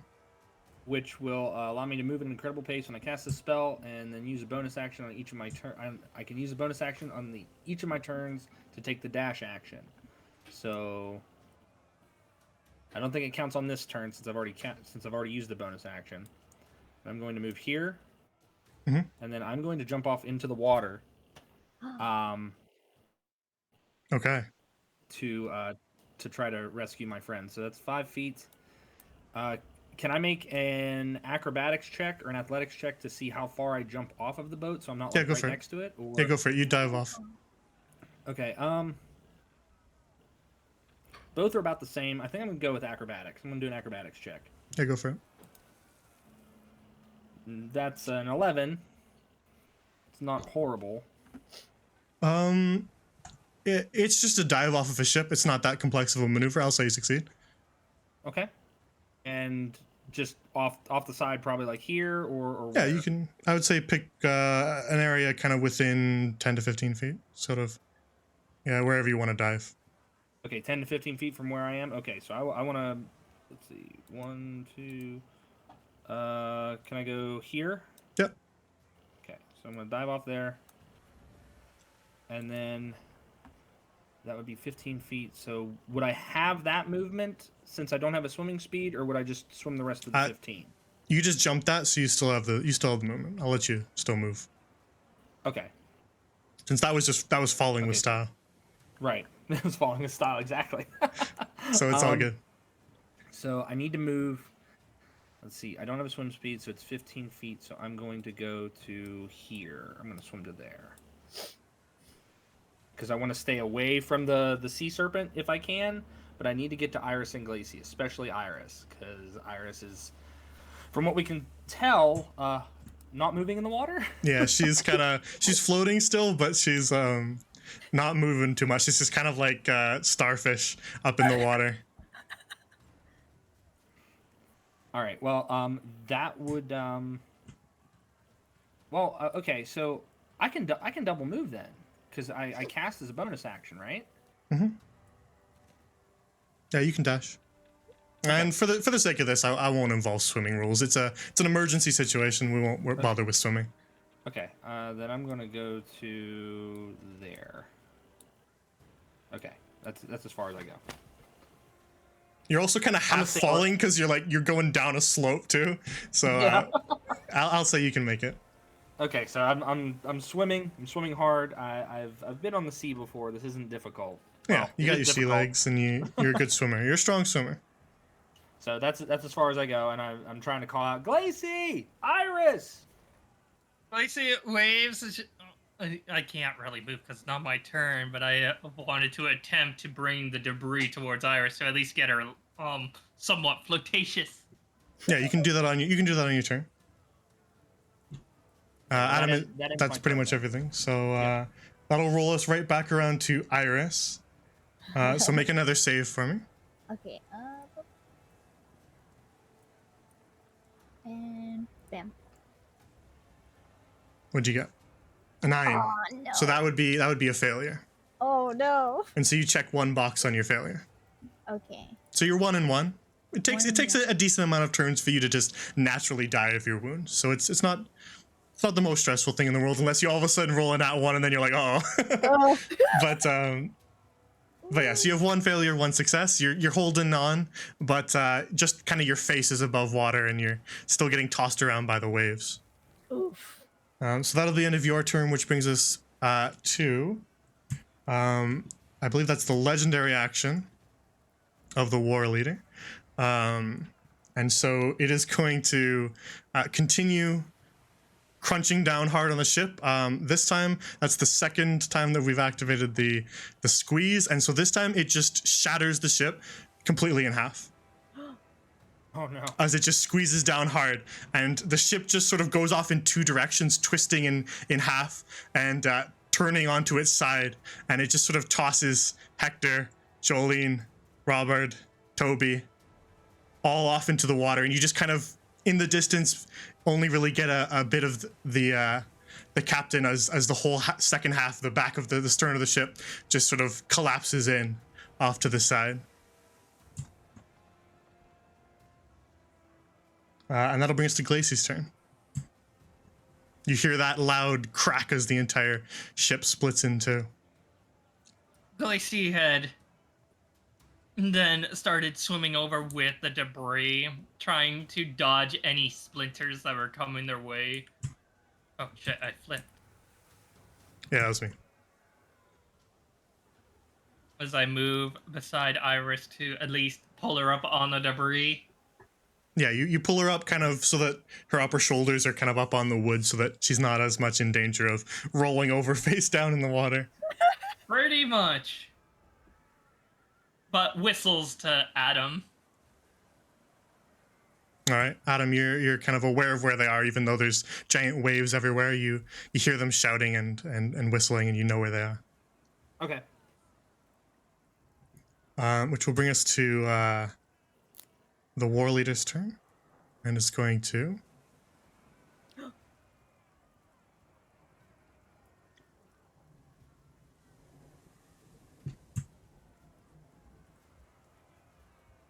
breathe a giant blast of steam across some of the people who were tossed off into the water. No, Hector, no! And both of these dudes are not. Nope, they do not save. See, both of them just sort of get completely enveloped by this gust of steam as it sends them, burns across their entire faces, and you see them kind of slip beneath the water. No. Which brings us to Adam's turn.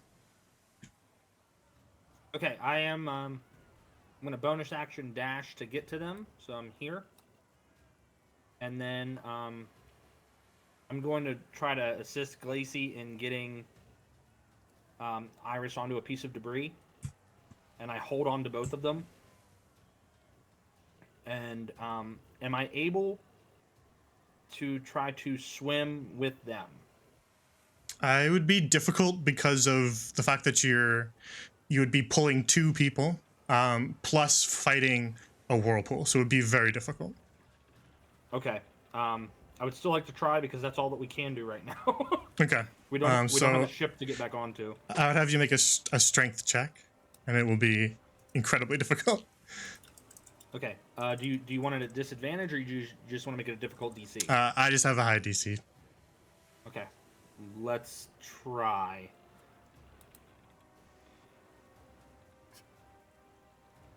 It's 10. That is insufficient. So you try to fight against the waves and kind of pull at them, but you really get nowhere at all. You are at the whim of the current. Oh no. That's fair.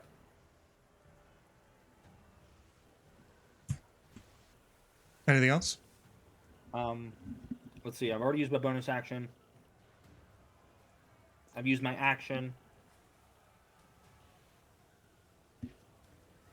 I can't attempt that again, can I? No. Oof. Okay. Then that's my turn. That's my turn. Very well. Then that brings us to Iris. Give me one more save. Okay. One more. Okay.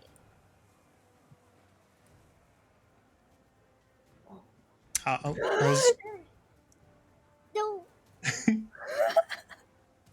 brutal. Oh no! Then, No! No. as Iris kind of coughs a little bit, and then you see her just sort of go limp as she just slips off to the side, and you see her just kind of drift off under the waves. No.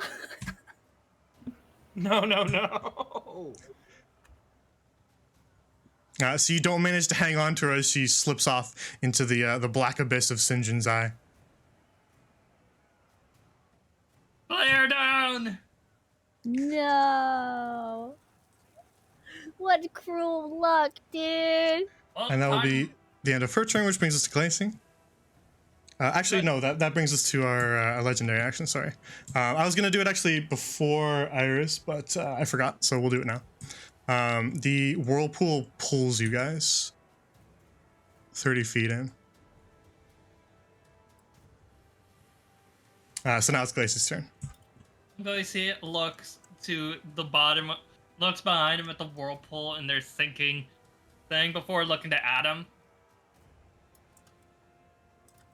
She then sighs as she looks to the owl that was somehow still clung to her shoulder, being of a magic being, before looking to the Leviathan off in the distance. Then As she you kind of, well, Glacia, as you look off in the distance, the massive serpent has kind of turned its head back towards the rest of the ship and is just kind of like smashing it to pieces. It no longer has its tail wrapped around it; it's just sort of slapping it down against the water, just completely dashing the ship into chunks. Glacier looks to Adam before sighing. Yeah, unless you got a brilliant plan, we ain't getting out of here. And in that case, she then looks to the pit. I've always been curious what's down there.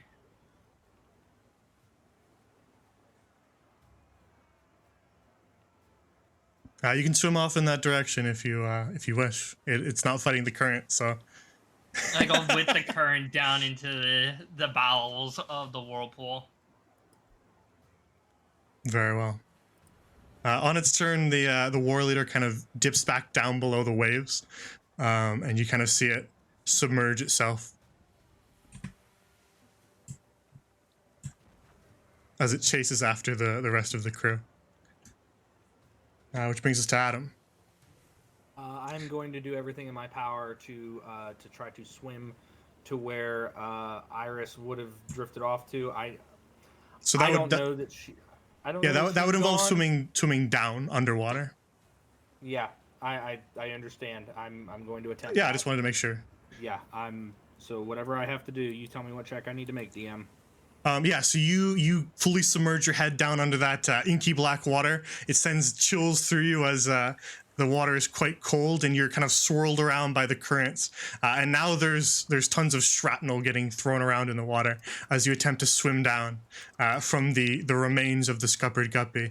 So I'm actually, as you dive down, I'm going to have you make a dex save Dex save, you got it. to avoid some of that debris that's flying through. So as you dive down, there's swirls of broken chunks of wood from your ship, and you are sort of struck in the side by a piece of it, and that's going to deal eight bludgeoning.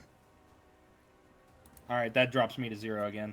So you swim down towards, looking desperately for where Iris may have gone, and then you're struck by this chunk of debris, and all of a sudden, just the entire world kind of spins around you as you see kind of blackness begin to ebb in around the edges of your vision. That's fair. That's And fair. you float kind of limply now under the water as Glacy dives off towards the center of the whirlpool. And Glacy, as you dive off towards the center of the whirlpool, it gets harder and harder to keep your head above water.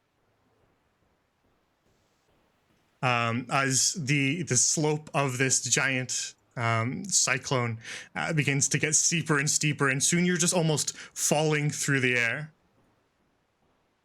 As you just kind of get battered around by the waves, submerged and tossed around by the current, and then just all the way underwater as you reach the center of Sindrin's Eye. One last spell slot used to Very at least well. minimize the damage coming.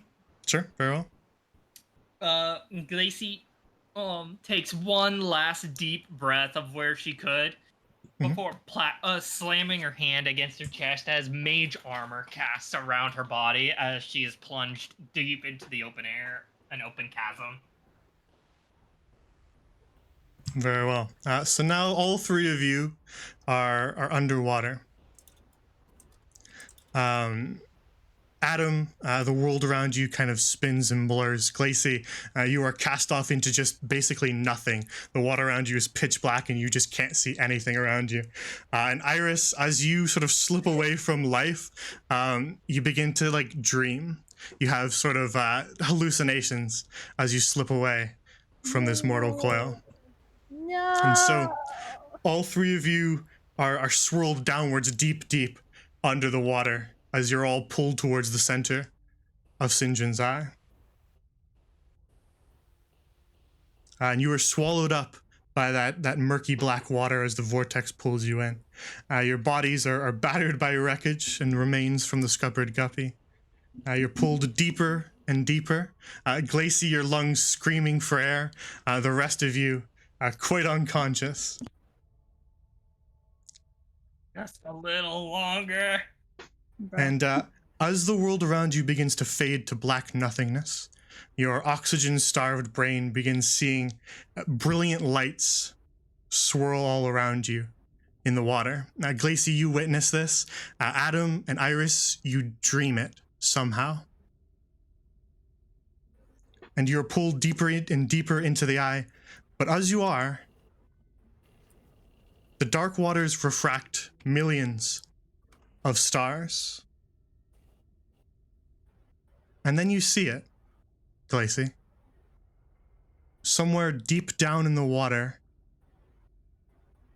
an eye. It opens and stares right at you. And it glows with a purple light. The water around you crackles with the arcane. Stardust traces lines in the sea around you. And all at once, the universe swallows you whole.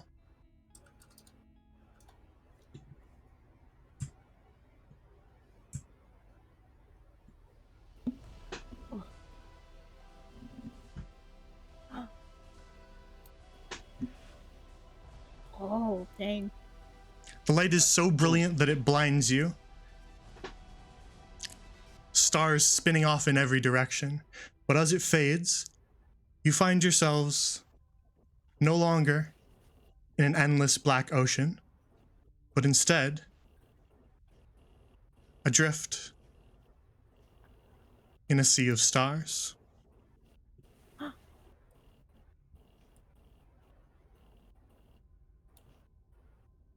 With what little breath I have left and the armor fading due to just the low blood pressure and unable to really focus,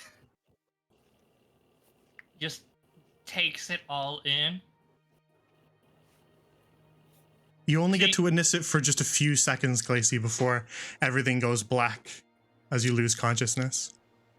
But you do get a glimpse of the others' bodies floating nearby, as well as debris from the scuppered guppy, and then just countless stars beyond it.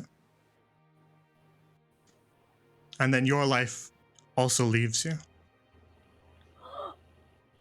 And we'll take a break right here. Damn it! Okay. Bro. So we'll take a little 2-minute break, run to the bathroom, grab something to drink, grab a snack, whatever you need to do, and then we'll be right back in 2 minutes. Okay, cool. I should That have was taken intense. blood of the sorcerer. Bro, I'm dead. I don't know.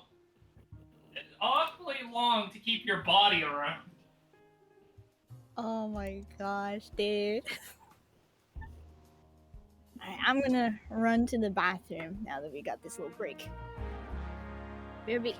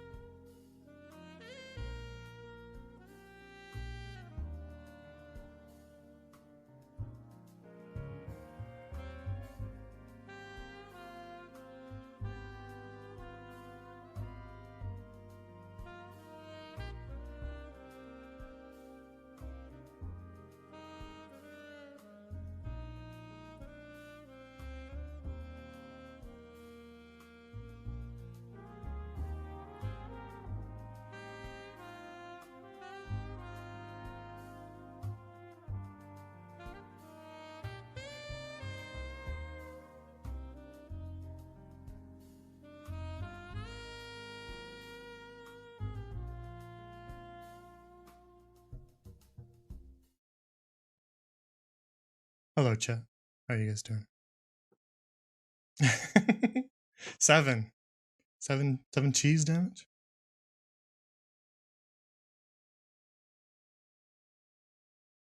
We'll just wait for them to get back. Give them a few more minutes. And then we'll get back into it. We'll go a little longer. And then we'll just find a nice break point. We'll end there. I won't force them to end on this. This is a brutal ending.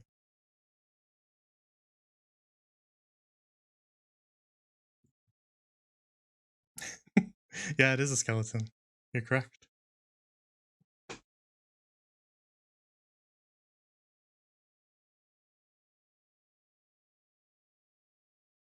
How you doing, Chibi?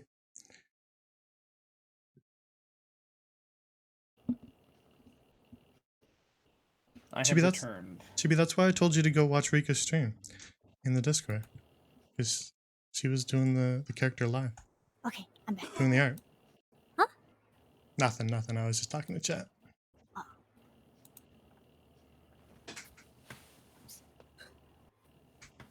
All right, are we all back? You missing anybody? Yeah. Is Clacy back? Oh yeah! Not yet. Okay. I'm in the kitchen!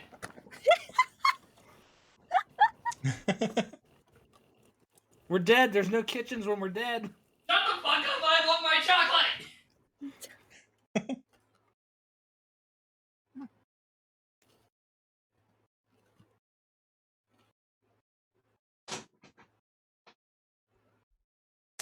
I'm sorry, Chibi. A player was sick. We couldn't do Dreamwalker. We'll do it. We'll do it this week. Bro, I Glad died. to see you're excited though. Yeah, that was the tutorial fight. That was to teach you about death and how to Oh, cope awesome. with it. Wicked sick, bro. I Well, appreciate boy, did we learn. dying. Boy, did I learn that the dice can be cruel. They really can be. Mhm. Not only did I make a nat 20, but I also got a nat 1. Yeah, you've Dude. experienced the highs and the lows in your first fight. What a freaking whirlwind.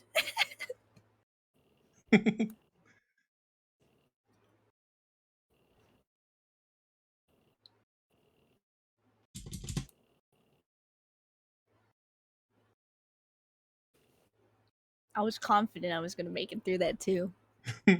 Yeah, you just needed like one more turn. Then that one is what did you in there. I know! What a well-timed nat 1. All bro. right, I am back. Welcome back. I have Kit Welcome Kats. Are you sharing? You want one? Heck yeah. Kit Kats. I love Kit Kats, dude. Okay. Good Canadian Kit Kats. We're all back then? Ooh, yeah. I Alrighty. am back. I am settled. I have bottled water. I have chocolate, and I was gonna make popcorn, but that would take long because I don't do the microwave stuff. I do like the stove top. Mmm. Ooh. Yum. So, just out of pure curiosity, was that Leviathan? I know it was a tutorial fight because that's what I heard on my headset. But was it actually beatable, or was it one of those like it was just too strong even for us to have beaten it, and it was just a planned defeat? I don't always plan solutions to fights, but there was sort of a way that you could have minimized a bunch of that, but it was designed to be near impossible. Dude, Okay. you should have aimed for his eyes. You guys did not even get anywhere close to half HP on that thing. Oh, dang. I figured. I That was was- getting a sense. It's like this is a planned defeat. Yeah, I had to get you guys into the eye. I didn't think you would jump if I told you to. Lacey tried to jump, and everyone was like, "No." Well, you were going tried to also- preemptively jump. You were That's gonna what I I was did. ready to blow up the ship because it was screwed either way. The captain gave you permission to jump. Okay, so let's get back into it. Yeah. So, Glacy, you say your piece with the universe, as life fades from you, and No, everything I am goes defiant! everything goes black as you are sent adrift in a sea of stars. Oof. And then you wake up.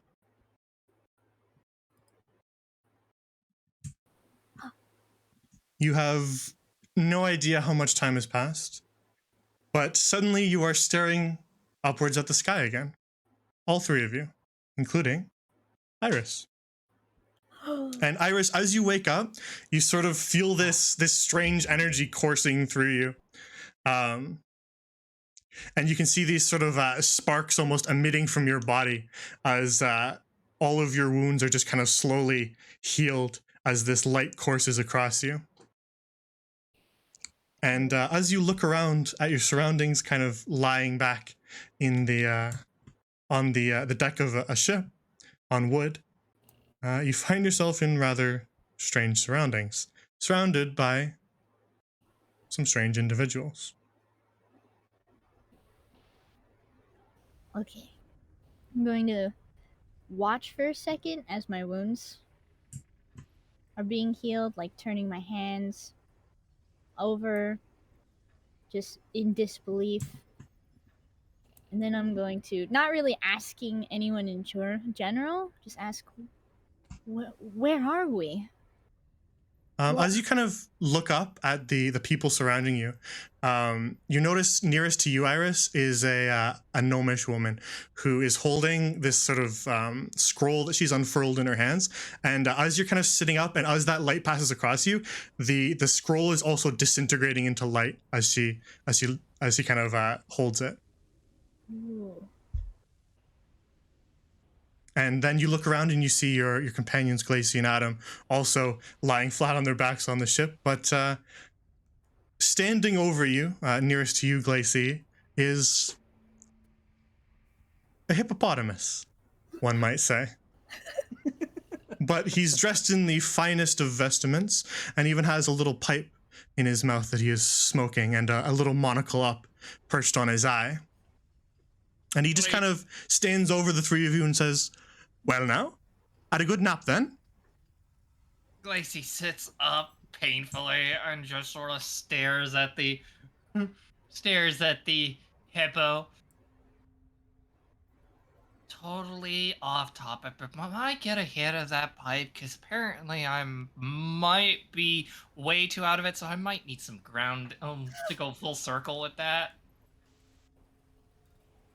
I'm afraid not, lass. It's hygiene matters, really, but I might have a spare somewhere around if you wish to borrow it. Gotcha. Now then, the three of you certainly are lucky that we showed up. Lucky indeed, it seems. Care to explain what exactly you were doing drifting along in the Mare Astra? Lord. Did your damselfly wreck against a Kindori or what? something like that? Damselfly wrecked. There was a sea serpent. The last I remember. And as I'm saying this, I'm patting. You my must face. mean a space serpent, yes? No, a sea serpent, wasn't it? Yeah. I wish to make a history check Oh, Sure. to call upon my experiences in my libraries. Okay. Oh! ooh, nice. What in particular are you trying to figure out? Basically, Lacey has read up upon the theory of interdimensional travels through potential well, not wormholes of sorts, but like portals or natural portals into planes. Doesn't exist to you. But doesn't? This is almost an impossibility what's occurring right now. You've never seen anyone that looks like this hippo before in your life. Well, You've I meant never seen a ship or even heard of a ship sailing through stars. You've never heard of anyone even existing up in the stars. What about the knowledge of the astral plane? Planar travel is mostly referred to as Feywild stuff. That is mostly what they refer to. Other than that, there wouldn't be any documentation on anything like that. This is not a multiverse. DM, I stand up and I walk over to the hippopotamus, and I extend my hand. I'm a little weary, and I introduce myself as my name is Adam Autumns. I am the first mate or former first mate of the Scuppered Guppy. I believe that we're in a bit of a jam here. As you kind of stand up and walk towards him and like shake his hand, he brushes off your shoulder and goes, "There's a good chap," and then he shakes your hand, kind of vigorously. He's got a giant, huge paw, but he shakes your hand. But I tell him it's like my companions and I were at sea, and our ship was waylaid by a sea serpent, and we were sucked into St. John's Eye, and now we're here, and I believe we owe you a debt of gratitude for that. And I fear that we might be dead, sir. Well, I can say the contrary. Though that one, he points at Iris, that one was pretty far gone. To introduce myself, I am Captain Hathaway of the Valinar Hawk, upon which you stand.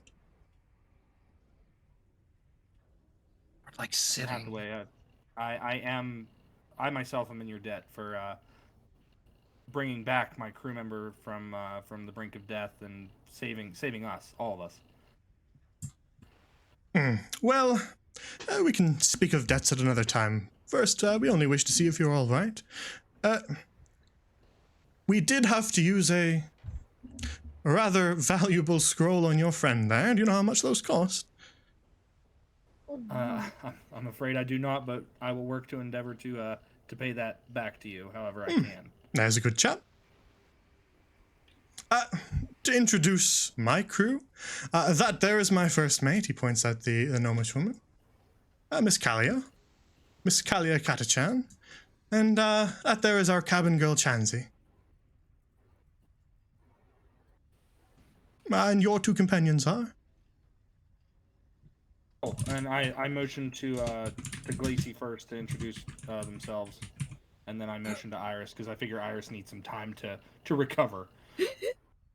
Lacey pushes herself on her feet as she rubs her neck, still taking deep breaths as she was the last one to remember somewhat anything as her eyes did take in the starry sky.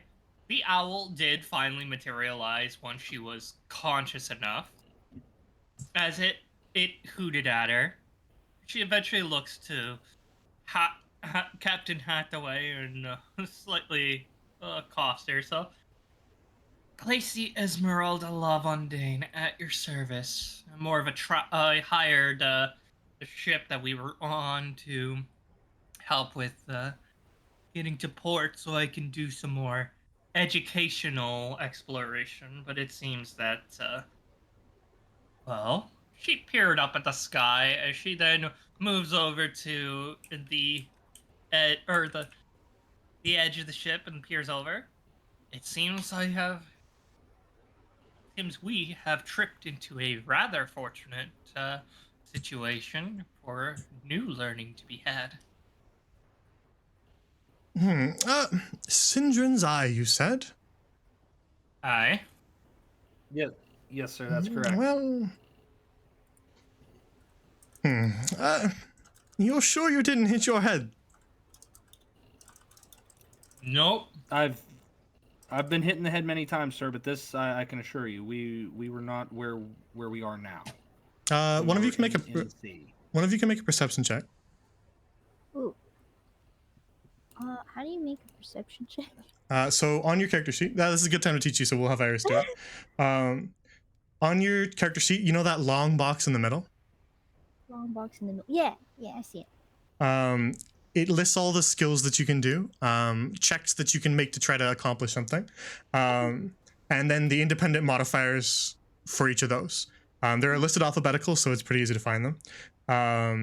I'm having you make a perception check, which is about down part of the way, and then you'd roll that +4. Okay, so I just click it. Yeah, just click the +4. There you go. Okay, 17. So as Glacy and Adam are kind of talking with Captain Hathaway, as soon as Adam brought up Sindrin's Eye, you see like a really confused look spread across Chanzi's face. But she doesn't actually say anything. She just kind of tilts her head a little bit and kind of furrows her brow. Okay, I'll take note of this, but I won't say anything. I'm still a bit stunned because I was pretty sure I was a goner. Well, lad, if you say that you are rifters, then I suppose I believe you, but we've not seen any rifters for well over, what is it, a century now? Rifters? Yes, you said you came from Sinjin's Eye, correct? Yeah. That is correct. Then you fell through the rift, my lad. Rift? I feel like there's a lot that we need to learn about where we are, Captain Hathaway, and we've been through quite the ordeal. Might we trouble you for a place to sit down and maybe something to kind of take our minds off of what we've been through so we can go over some of this? Yes, I suppose there is a lot to go over. You could head below deck and, well, I suppose get acquainted with the crew on your way. I'll accompany you in a moment. Very well. Thank you, Captain. He just kind of gives you a nod to dismiss you. I make a motion to Glacy and Iris, like we should just move a little bit to where the lower decks would be, because I'm still under the impression that we're probably just dead. Okay. Dice is a little reluctant to remove her vantage point over all this and moves towards at least the center of the ship. As you kind of turn off towards the rest of the ship, you can see kind of down at the center is this this wooden grate, and churning up through it is this thick purple fog. And you can almost see kind of sparkles coming up through it as well. That's coming from below deck. Fascinating. Lacey idiotically raises her hand to sort of sift through this gas. It immediately begins to send like tingles through your hand, like static. And from off to the side, noticing you doing this, a small goblin fellow just kind of catches your attention and goes, "Oi, wouldn't walk over that for too long if I were you. Why? It's not good for your health." Lacey pulls her hand back, but not really alarmed as she looked to it. What is it, some sort of a byproduct? It's concentrated smoke from the anchorite crystal below deck. It's not too good for you to be breathing it in all the time. Unless you're Mr. Yesser, that is. He doesn't seem to mind it. Who exactly are you all? When did we pick you up? You stowaways? He just kind of suddenly realizes he doesn't recognize you. No, sir. Captain Hathaway has kindly brought us on board. He's got like a little Can I cutlass at his side, and he gripped it when he said you stowaways. But then you kind of say Captain Hathaway, and then he just immediately relaxes his hand. What were we gonna do? I was gonna say, do I need to make a persuasion check or what? Nah. As soon as you bring up the captain's name, he just immediately goes, "Oh yeah, all right. Well, if the captain says it's okay, I'm Snacks. Snacks. Snacks, Grease Guzzler. What's your position on ship there, Snacks? I'm the powder monkey. I'll handle all the weapons." Oh, weapons. Glacy, I checked to sort see of. if he's got all of his fingers and toes. He is missing a ring finger from his right hand, but other than that, he's all right. He is wearing boots though, so maybe he's missing some toes. Okay, I'm trying to make sure that if he's missing all of his fingers, he's probably. He is not that heavily great of a scarred pilot. on his face, Okay. and he may be missing an eye from what you can tell. He does have a bandana over it. Okay, I gotcha.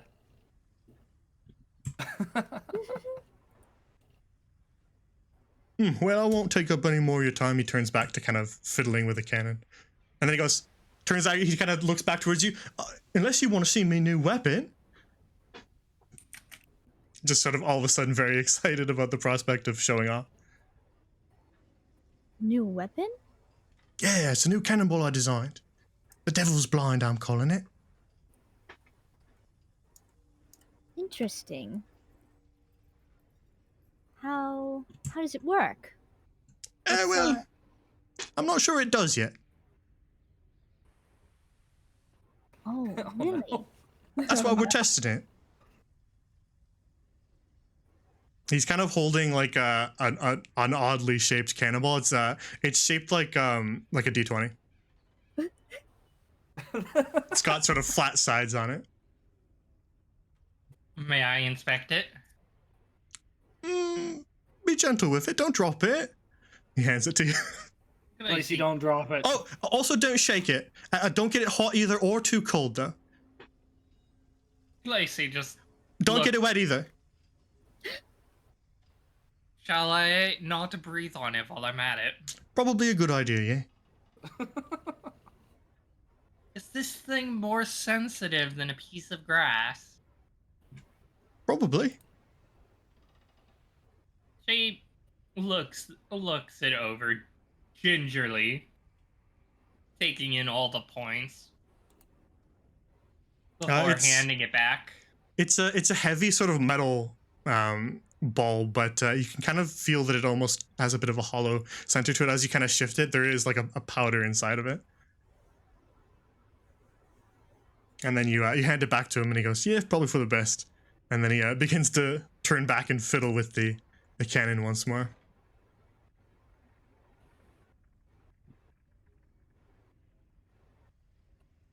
Right. So let's head below and discuss.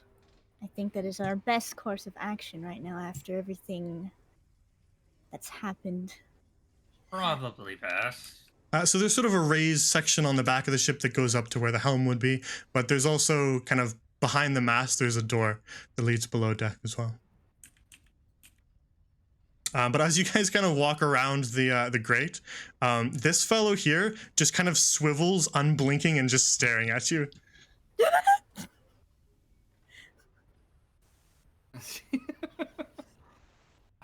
He doesn't say anything as you walk right up next to him, Adam. He just stares, unblinking. I stare back through my goggles and just kind of like watch him. My head has to swivel, but he's like creepily watching us. Yeah, he appears to be just sort of some sort of strange metal cube with these bulging large eyes. And he says absolutely nothing to you and barely even moves, since he appears to be some sort of strange contraption. So he doesn't even really need to move at all. He just kind of stares directly at you. As I go to walk by him, I do say, "Excuse me," and try to get past him without stepping over the grate or anything like that. Yeah, as you say, excuse me, he steps back kind of very robotically and then just goes, yes, sir.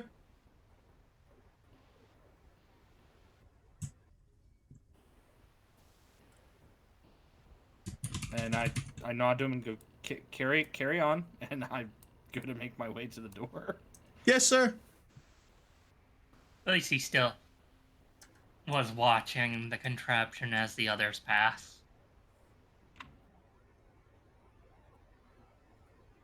He just kind of continues to stare. Keeping an eye on you.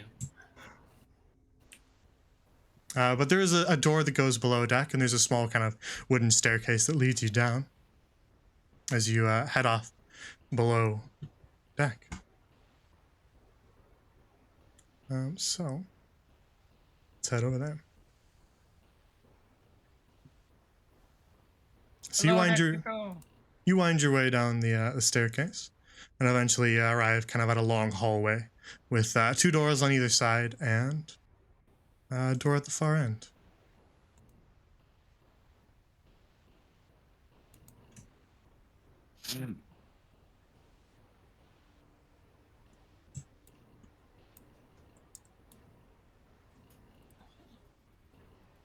Okay, while we're in the hallway, as I assume we make it about like halfway down, but before then I stop and I just kind of like I embrace Iris and Glacy. I'm really glad that you two are okay. I hired you. Why are you hugging me? Because right now you're the only ones left. And I'm thankful for that. As far as we That's know. why. As far as we know, but as of right now, that's the only thing that's proven true. Lacey sort of picks up Adam's wrist and tries to remove it as she kind of backs away. No touchy unless I say so, please. Not a touchy person. I hold my hands up in understanding. She sort of then leans against one of the walls. She then did fold her arms as her eyes did unclose. The owl still looking at the other two, before flying and landing on Adam's shoulder, being more compassionate than Glacy's standoffishness. Even trilling for pets. I give it a scritch under the chin. It turns its head completely sideways to get better angle.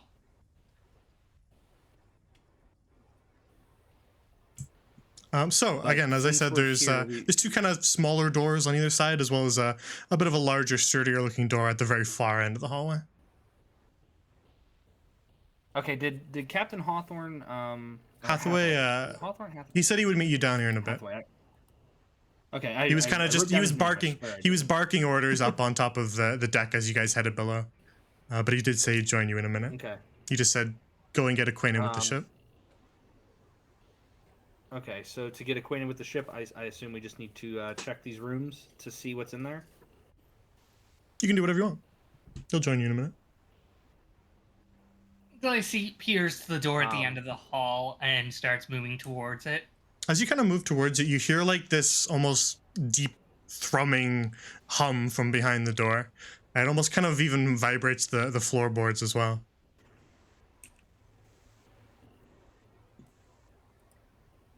Just don't take anything that isn't ours, Glacy. Where would I go?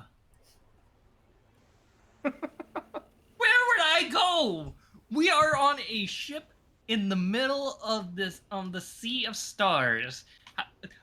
Do you realize how inept it would be to try and steal something? Unless I've got a bag of holding or, a magic hole in a dimension in my pants, ain't gonna happen. She then goes and tries to open the door.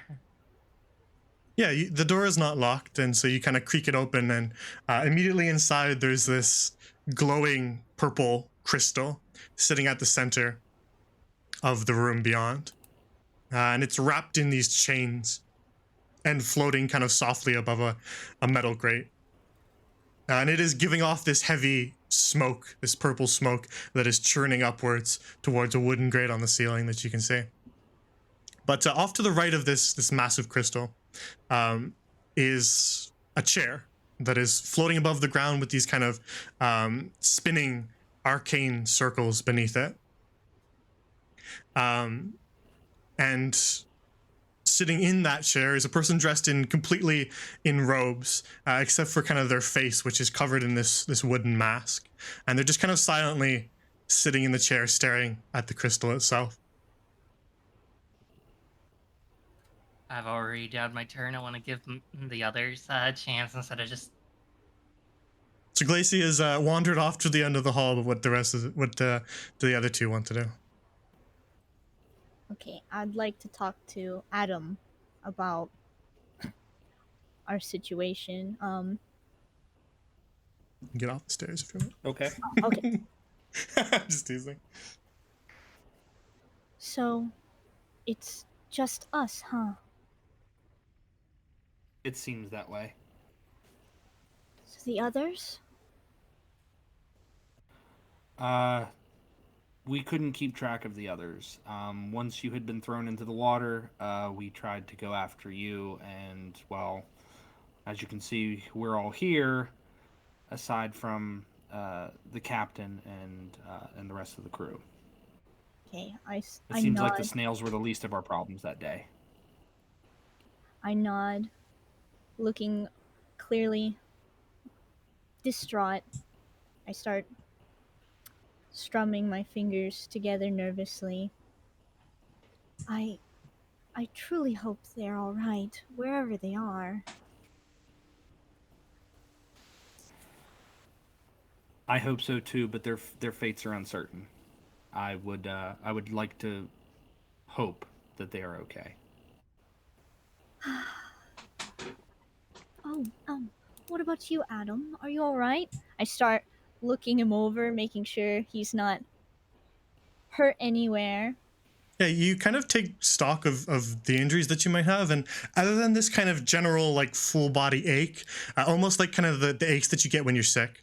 Other than that, you don't actually notice any injuries, no bruises, no cuts. I'm fine, Iris. Trust me. I was more worried about you when the creature had taken you into its mouth and flung you into the sea. Are you all right?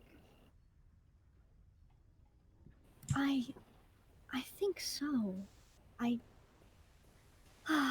Iris, you take stock of your injuries, and where once you had like a giant sea serpent fang plunge down in through your side, there's nothing there at all, just normal. You feel fine. It's like nothing happened. It's oh my, it's a lot to take in, honestly. It is. It almost feels like a dream, doesn't it? Yes, a dream. A dream I would like to honestly wake up from. As you kind of say that, Iris, 100%.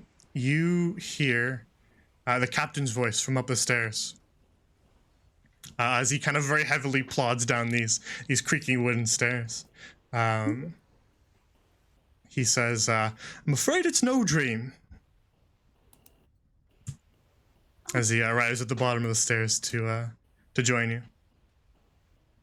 Captain, and I give him a salute. At ease, lad. Now then, your friend seems to have wandered off. Oh, Glacy, she does that. Well, I'll take you to the captain's quarters anyway, so we'll head through the arcane engine room, regardless. And he kind of squeezes past you. He's a rather rotund, large hippo, so he bumps the two of you a little bit, and you kind of hit the wall. Oh, sorry about that, lad and lass. Oh, you're okay. Follow me. He kind of, as he reaches into the hall, he turns back around and points at the two doors and goes, those two doors there, the crew's hammocks, so if you're exhausted, head on down and take a nap in those. Thank you, Captain. Beyond this door, and he kind of swings it open to join Glacy in here. And Glacy, now you're kind of hearing most of the conversation as well. This is the arcane engine room.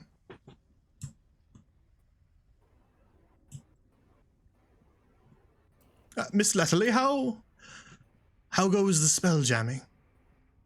And she doesn't look at him, she just kind of stares at the crystal and just says, kind of in this slow, almost kind of slurred, whispered voice, all signs are clear, Captain. Again, from beyond this wooden mask, you cannot see her face. I suppose this must all be a little overwhelming for rifters, huh? Captain, pardon my ignorance. You've mentioned this several times before, but you keep calling us rifters, and you mentioned something about Sinjin's eye being a rift. I personally would like some explanation as to what a rift is and why we are where we are. Why are we not dead? Well, you are due an explanation, so join me in the captain's quarters and I'll give you a little bit of a history lesson. As you were, Letterly.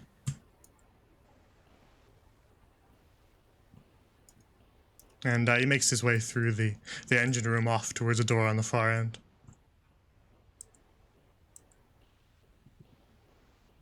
And you guys make your way past all manner of strange spinning metal contraptions that all kind of course with this purple arcane energy. Glace, you can kind of sense the arcane energy not only coming from the crystal, but coursing through a lot of the whirring machinery. Glacy was kind of taking it all in, as she seemed more like a kid in a candy store. She took everything in.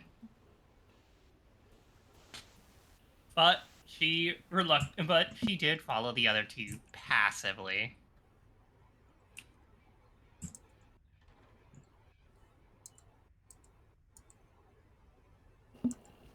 I'm going to hold the door open for them and follow in last. So you enter into a rather ornately decorated, but still rather small captain's quarters with a nice looking bed and cabinets placed throughout, as well as a rather strange looking pile of clothes and sheets in the corner, Iris.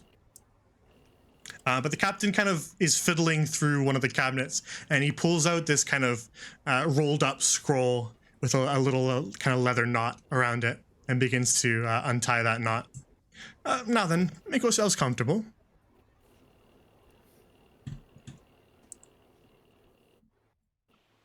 And I will give you your explanation.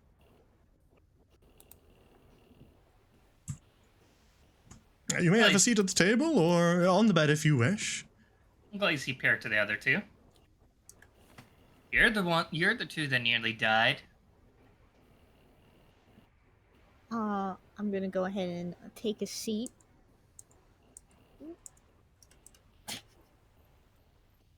So, Iris, while you're clicking and dragging your character sheet, if you hold Alt, you can delock yourself from the grid.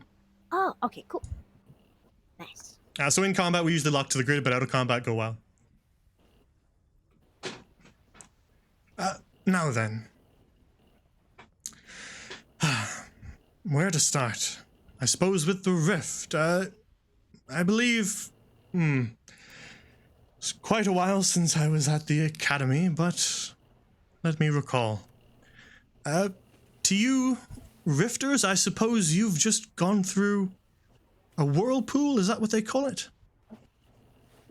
Yes, a whirlpool. That would be the other end of the rift. And now you've fallen out our end into, well, the Syndrian sphere, as we call it. And he kind of makes his way over to the table near you, and he spreads out a chart on the table by you, Iris, and says, you all may look if you wish. I suppose this might add context.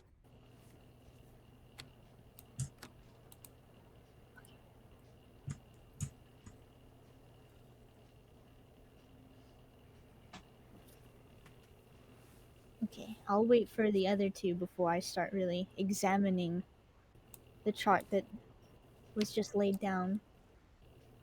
So the star chart that he's laid before you appears as follows.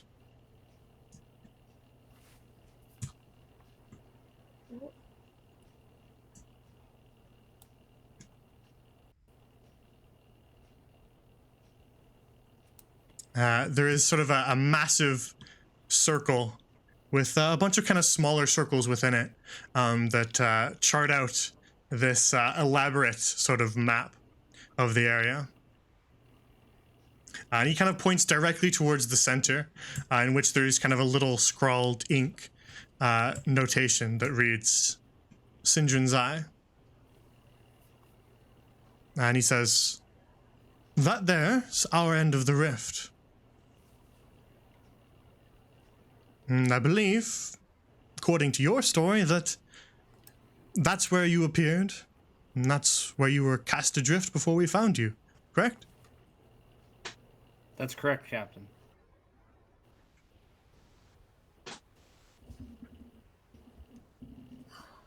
So,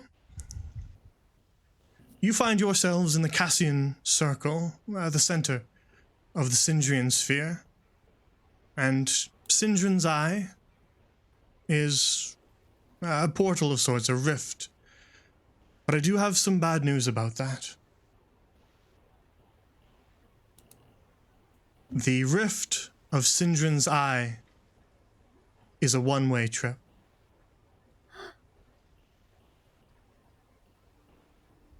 Surely not, right? For, well, how long is it now? For 535 years, the people of the Flotsam Kingdom have been attempting to find a way back through the rift. They have not been successful.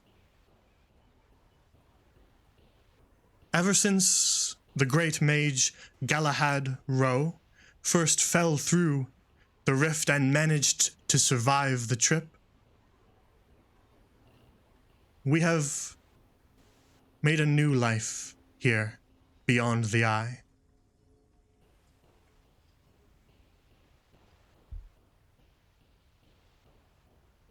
So Galahad Rowe fell in through the rift and appeared on this side. Indeed. Some 500 years ago, Galahad Rowe became the first to survive Sindrin's Eye, and from then he built a society, a kingdom of those who fell through the rift, and eventually families formed, and so too did the Flotsam Kingdom and the city of Driftwood. He traces his finger across towards a marking on the map.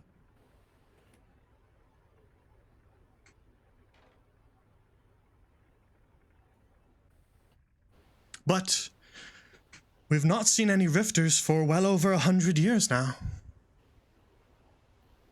The scholars claim that, well, folks on the other side must be more wary of the eye, or perhaps something had changed in the arcane makeup of the portal. But it's been at least 100 years since we've seen a rifter. Hence why I was a little skeptical of your story. Probably because the other side that we fell into was a giant whirlpool guarded by a leviathan across an open water, like actual water. I shall have to take your word for that. I've not seen the other side myself. Yeah, I can assure you, Captain, that those of us fact- who are from the other side don't deliberately go through whirlpools.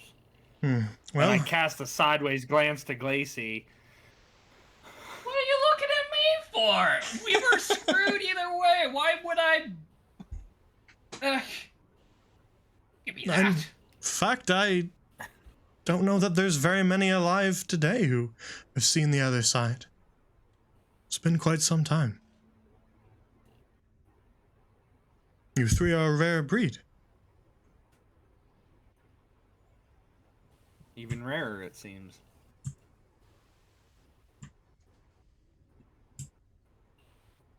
I'm just staring at this chart, stunned.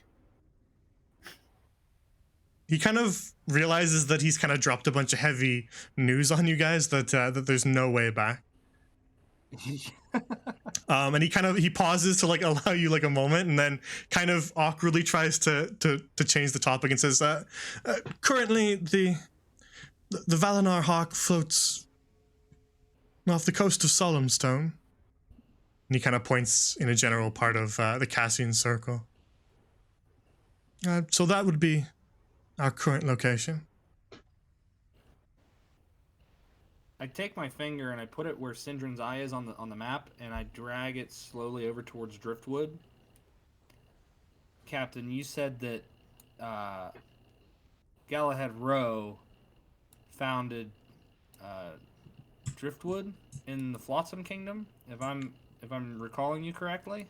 Indeed, he did many years ago.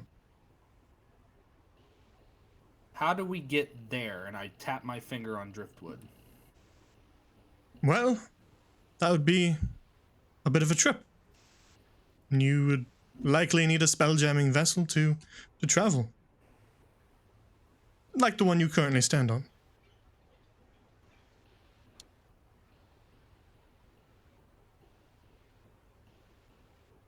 I kind of look to... Oh, go ahead, Glacy.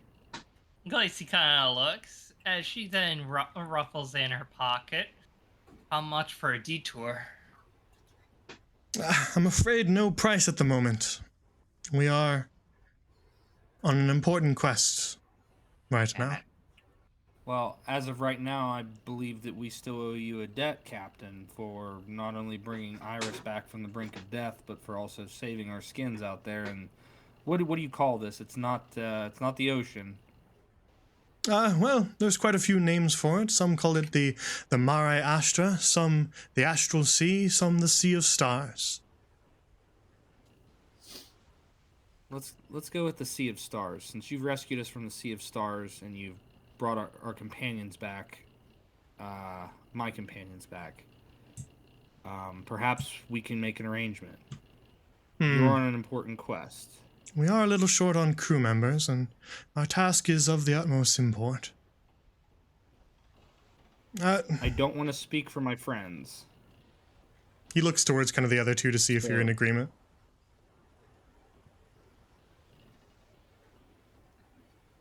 Sorry, Oh, Go sorry. ahead. Iris is still trying to take this all in.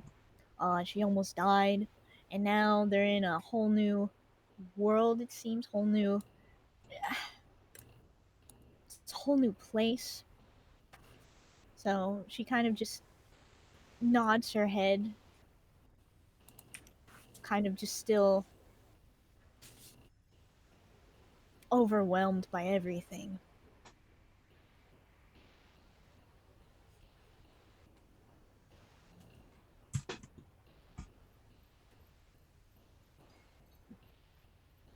Glacy sort of just taps her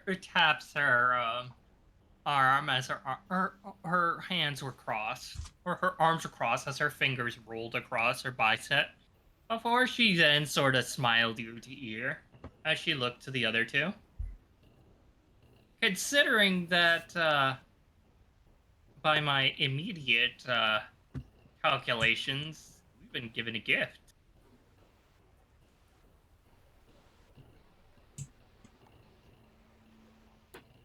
That is a rather We've been given a positive way to second look at chance. it. Pardon, what'd you say? That is a positive way to look at it. She looks to Adam. What'd you say? We've been given a second chance. I'd rather not waste it.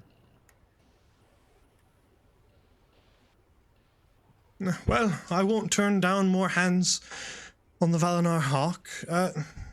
What exactly are your skill sets? Perhaps we can find a place for you. Glacy looks to the first two as they were actual crew members first. I'm a healer, Captain. We do lack a ship's doctor at the moment, and we are a little short on medical supplies after, well, kind of looks across at the three of you. After your injuries. So I won't turn down a ship's doctor.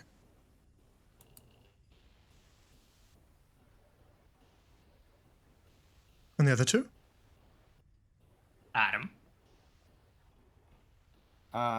Captain, I've served on ships almost my entire life. I stowed away when I was 10, and I've been on a ship ever since. Got your star legs then, eh? No, Just not say my yes. star legs, not yet. More appropriately, Captain, my sea legs. But I am familiar with ships and how they should operate. I could easily learn my way around your ship if I had someone to show me. Like I said, Aye. I was the first mate on our former vessel. Aye, I'll have Miss Katachan show you the ropes. Well, quite literally. But if you're familiar with vessels, well, from across the rift, then I suppose it can't be all that different, right? After all, the I would very hope- first I would hope spelljamming ships were based upon the seafaring vessels that Galahad Rowe was familiar with.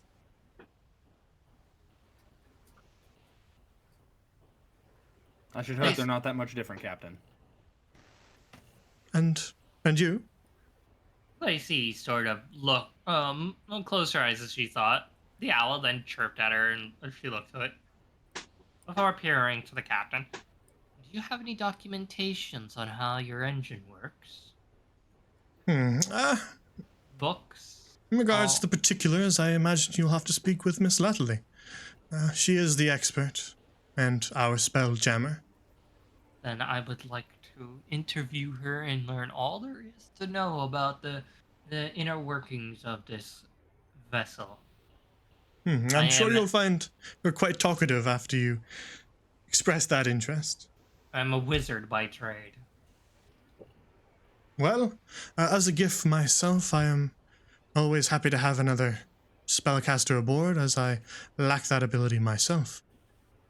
Are you an awakened wizard? No. In fact, no arcane ability at all myself. It tends to be a bit of a thing with the gift.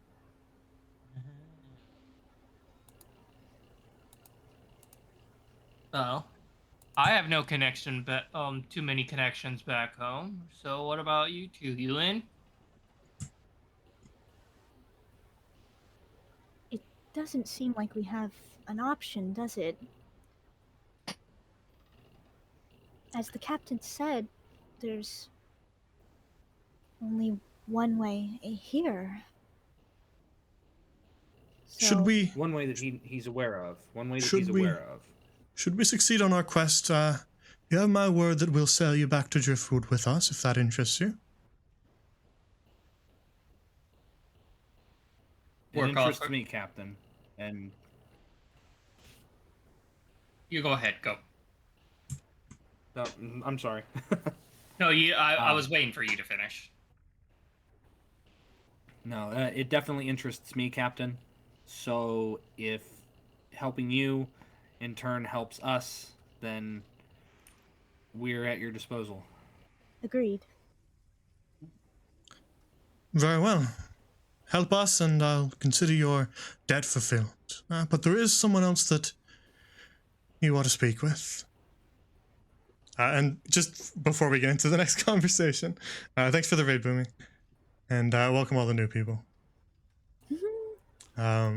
We're in the Sea of Stars now, and they're about to set out on a quest. So as Captain Hathaway says, there is someone else you should speak with. He kind of raises his voice a little louder and says, Miss Chansey, you can come in now. And the door swings open. And the cabin girl walks in. She's kind of pale and blonde, but her eyes have this sort of strange golden glow to them. And then as she kind of walks up to the three of you, she just kind of looks at Captain Hathaway and goes, you may leave us, Captain. And Hathaway goes, yes, Your Majesty. And he leaves the quarters. Glacey's head rolls back. She groans loudly. The owl poking at her to be more proper. I give Glacy a nudge as well. It's like just with an elbow, just real quick. I give Glacy a look. What? Miss Chansey, was it? A pleasure. Chansey is what they call me aboard this vessel, but my full name is Princess Chancebel Rowe. Ro? Indeed. An ancestor of Galahad Rowe. Oh my, it's an honor to meet you, Princess. I bow my head. And it I'd is bow an my head honor also. to meet rifters. Please raise your heads. I've never met a rifter myself. She looks to be maybe about 20 years old. Human, so likely not older than that. Now then, I heard you speaking with Captain Hathaway, and you agreed to aid us in our quest. That's correct. Then I suppose you should know the truth of it. As, well, our destination may interest you as well. Oh. You see, the goal of our journey is a comet known as Galahad's Arrow. Every 50 years, it arcs its way through the Sindrian sphere, only to disappear again for another 50 years. Before it leaves the Sindrian sphere and out into wild space, we intend to find it.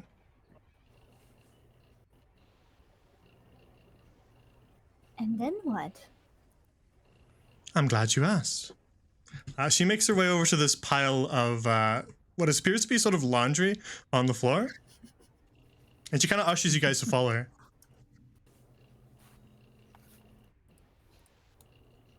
Come on, don't be shy.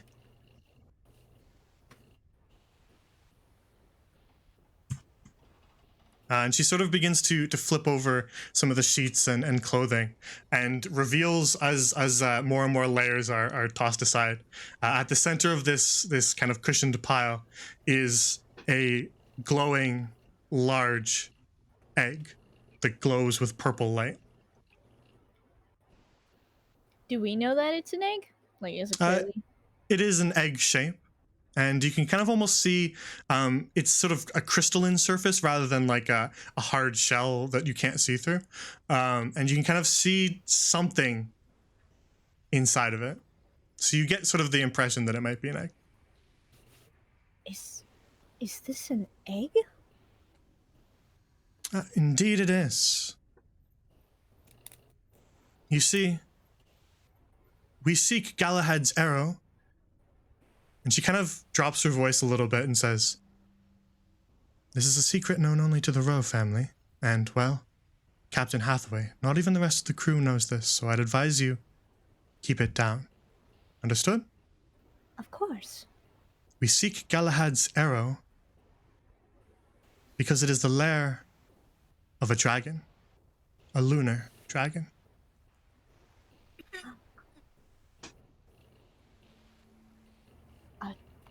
A dragon? I look at the egg. This couldn't be a dragon's egg. That it is. And, well, we seek to deliver it back to its mother.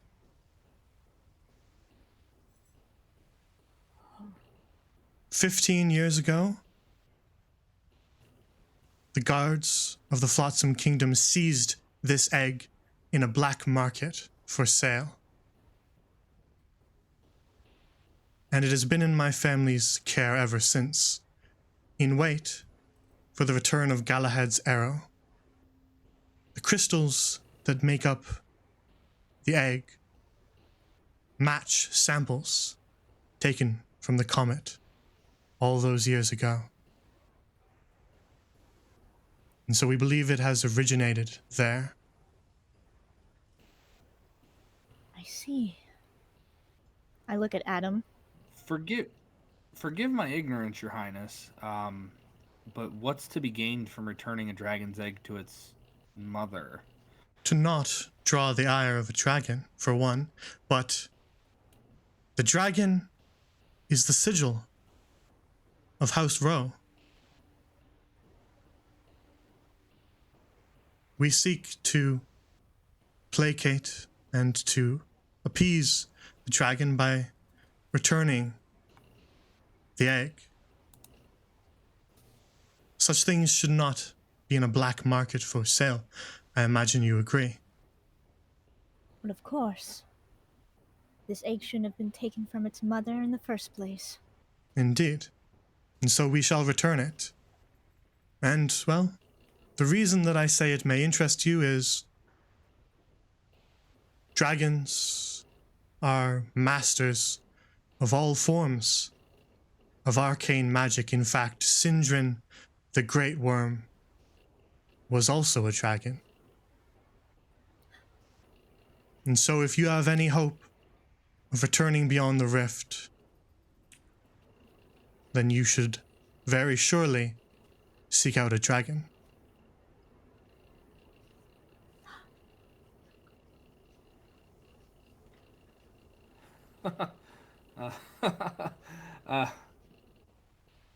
That seems Oh, come on, don't be a fantastical. chicken. Oh, come on, don't be a chicken shit. What's the worst that could happen? Come on, we just had a near-death experience. We're out in the open sky, able to breathe on a ship, and a princess, or rather cute one at that one, is asking for our help. We really say no. We've already agreed to the task. We just know more about it. Sound a little hesitant about having to deal with a dragon in any capacity. No, it just seems like we're still in the midst of a very, very, very complex dream. I've already accepted it. How about you, Iris? I start thrumming my hands together nervously. I hate to say it, but as much as I want this to be a dream, I don't think we're dreaming. We are very much on a ship in the middle of the sea of stars with a princess and a dragon egg. Yeah. You best start believing in stories of dragons, friend, because you're in one. Okay, dear Barbucha. But she kind of turns towards the three of you and says, you may address me as Chanzi while aboard the Valinar Hawk. We are not trying to attract the attention of any scavengers or pirates on our journey. We operate in secret. Captain Hathaway can be trusted with all of this information. He is the finest privateer in the Flotsam Navy. Other than that, tell no one. Of course. Of course, Your Highness. I mean, Chansey. Very good. Now then, our course. She kind of makes her way to the chart that Hathaway left on the table.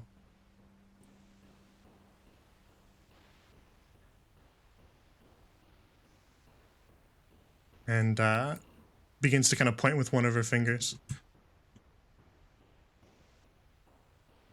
And she kind of points into the general area that Hathaway did and says, again, we circle the Cassian, well, we orbit the Cassian Circle as cover. Routine trips to the mining colonies of Solemn Stone and Umber Queen. That was the reason for our departure. But in truth, we seek Starsight Tower. The scholars and astronomers there, they study the constellations and the stars. And if one can track Galahad's arrow in its current course across the Sinjun sphere, it will be the scholars of Starsight Tower. That is our heading.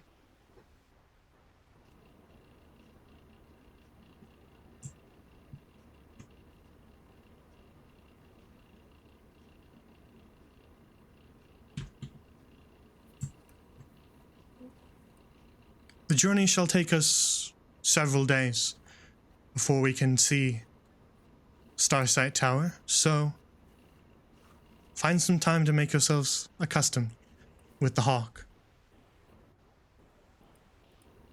I believe Hathaway already gave you rolls. He did. Indeed. Very good. I have documentation to start reading. Then, while aboard the Valinor Hawk, you are to treat the captain as the final word in authority, not myself. I'm just a cabin girl. Of course, Chansey. Aye, aye. Very good. Now then, you may leave your things in the crew's quarters and make yourselves at home. We have a journey to make. All right, Utobi, let's go make home. Glacy was the first to start moving off towards the crew quarters.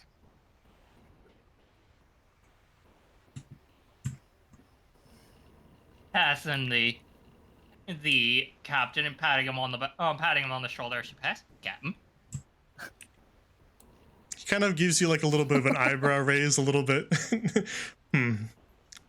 Must be Rifter etiquette. Nope, just a Glacy etiquette. That's glazy etiquette. What I was about to say. On. I am my own etiquette. Do you not realize who I am? The owl pecks at her, or pinches at her ear kind of hard, and she then winces painfully. Ow! Those are sensitive.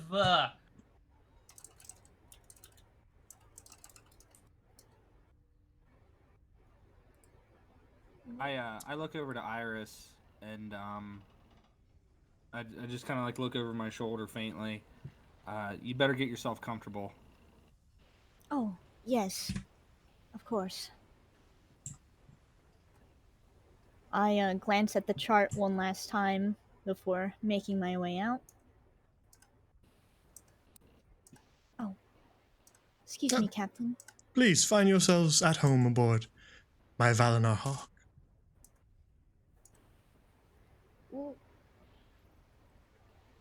And you make your way back out into the rest of the ship and can find yourselves at home in the crew quarters of the Valinor Hawk, the finest galleon in the Flotsam Navy. DM, I would like to linger over the map for a little bit longer. I'm kind of gauging with my fingers how far it would be from where we are to where they said our destination is, and then to how far it is to Driftwood. I know that I don't understand star charts. I'm just kind of doing it like off if it was a sea chart. Yeah, you estimate that I'm able to do that. It'll be, well, like Chansey told you, several days out to Starsight. So with that kind of information, it would then be at least a week or two off back to Driftwood, though Driftwood moves. I don't know that. I'm just assuming. You don't know that, so but yeah. But Right. Driftwood does indeed move. It drifts, as its name implies. And so you kind of get a rough estimate, but you're also unfamiliar with how fast spelljamming ships travel. So that does make it a little bit difficult to get a precise number. So I'm just going based off of just basic sailor knowledge. Like, okay, if this is stationary, then it's going to take me X amount of days. Or X. I think the difficult part for you that makes this so hard is that they are all orbits. Yeah. And I think that would be something that you would not understand. Right.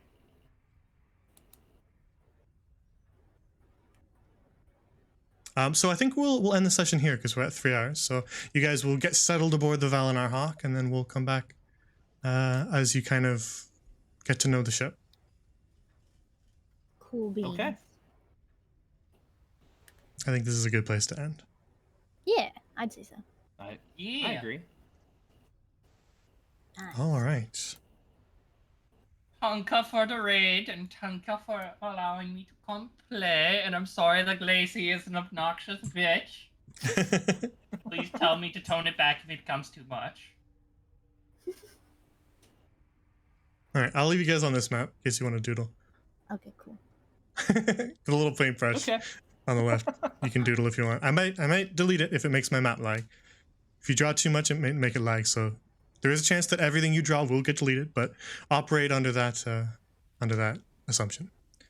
I was just bringing you back here so that my chat could look at it because there's plenty of little interesting little Easter eggs for people familiar with my living world. Because the Sindrian sphere was charted by somebody from Grand Lorien, therefore a lot of the stuff reflects that.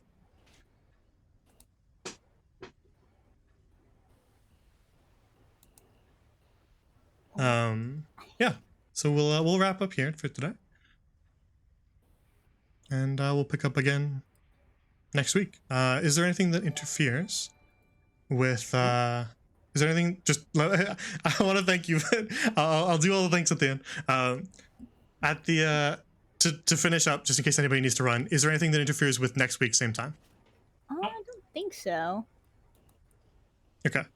No, If I'm that changes, good. I'm if good that next changes week. in the coming week, just message me and we can either try to work around it by moving the day slightly, or if that doesn't work, then we'll just take a week off. Oh, Oh, do we take a long rest? you can short rest if you want. I don't know what exactly you guys wanted to do. Maybe you wanted to get more familiar with the ship and talk with some people next time. So you don't need to. You can long rest from the fight because they healed you, yes. But we won't say that a short rest has Okay. happened at all. But yeah, Okay, long that's rest, what- I was long about to rest from the ask heal. that. Yeah, I thought you were talking about just at the end of the session, but yeah, from the waking up on the Valinar Hawk long rest. So make sure that you do that. All right. So thank you for the gifted subs, Yot. Very kind of you. And thanks No- again no to problem. anyone who's still here from Boomy's chat. And thank you, Boomy, for the raid one more time. That was very nice of you. And we'll pick up again next week, and we'll set out for Starsight Tower. I like the little bunny. I couldn't help myself. I'm sorry. Alrighty. Space rabbit. Space rabbit.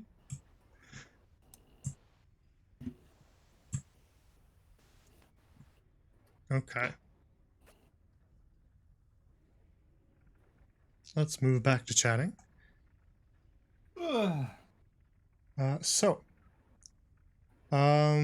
This coming week, as for Wednesday, I'm not too sure if they're going to be able to, because one of the Seas of Sands members is a little bit busy. So I'm not sure if they're going to be able to have a session this week. Because I know that their schedule is a little busy right about now, so I'm anticipating a cancellation there. As for Friday at 7:30 p.m. Eastern, we will likely have another a Dreamwalker. We missed last week, unfortunately, because one of the players was sick, but I think they should be better by a full week later, hopefully. So we will hopefully have a session of Dreamwalker, and we'll continue our adventures through the Dreamscape as they explore that swamp. And then we'll come back again next week on Monday for more Beyond the Eye. Yeah. Beyond the eye. We'll set out for Starsight Tower. And hopefully we don't die. Yeah, that was Listen, I think their we got lucky the first time. that was their only resurrection. They don't have any more of those scrolls, Bro. so you gotta be careful this time. They can't bring you back twice.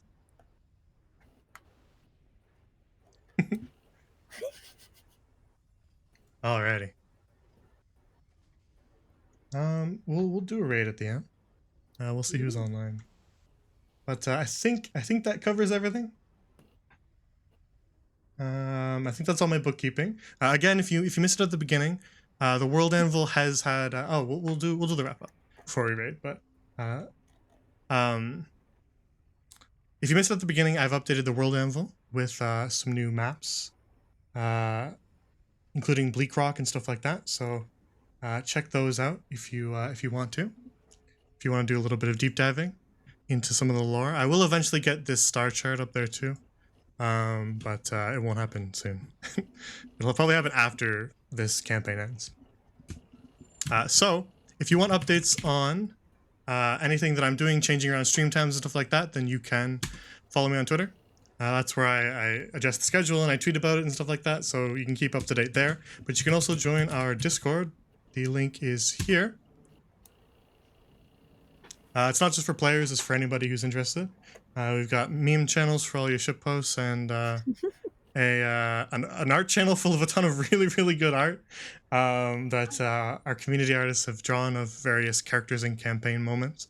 So you can check that out as well as little discussion sections for a lot of the old campaigns so that you can talk about what you think is going to happen next. So feel free to join that if you wish. And if you want to get caught up, and something that you want to get caught up on is not in the VOD section on Twitch, check out the archive. I move all the VODs to YouTube, so if you can't find it here, go check that out, and you can get all caught up on some of the older campaigns that have ended, or some of the ones that are still going, but the VODs are more than 15 days old. And last but not least, check out the World Anvil if you want to do your extracurricular reading, as I call it. You can read all about the world of Grand Lorien, the place on the other side of the rift, and learn more about the world. There's deities and factions and kingdoms and continents, so you can fill yourself in on a lot of the lore of the living world of Grand Lorien. That would be the best place to do it. Cool beans. Sounds like a plan. You guys can tell everybody where to find your channels if you want.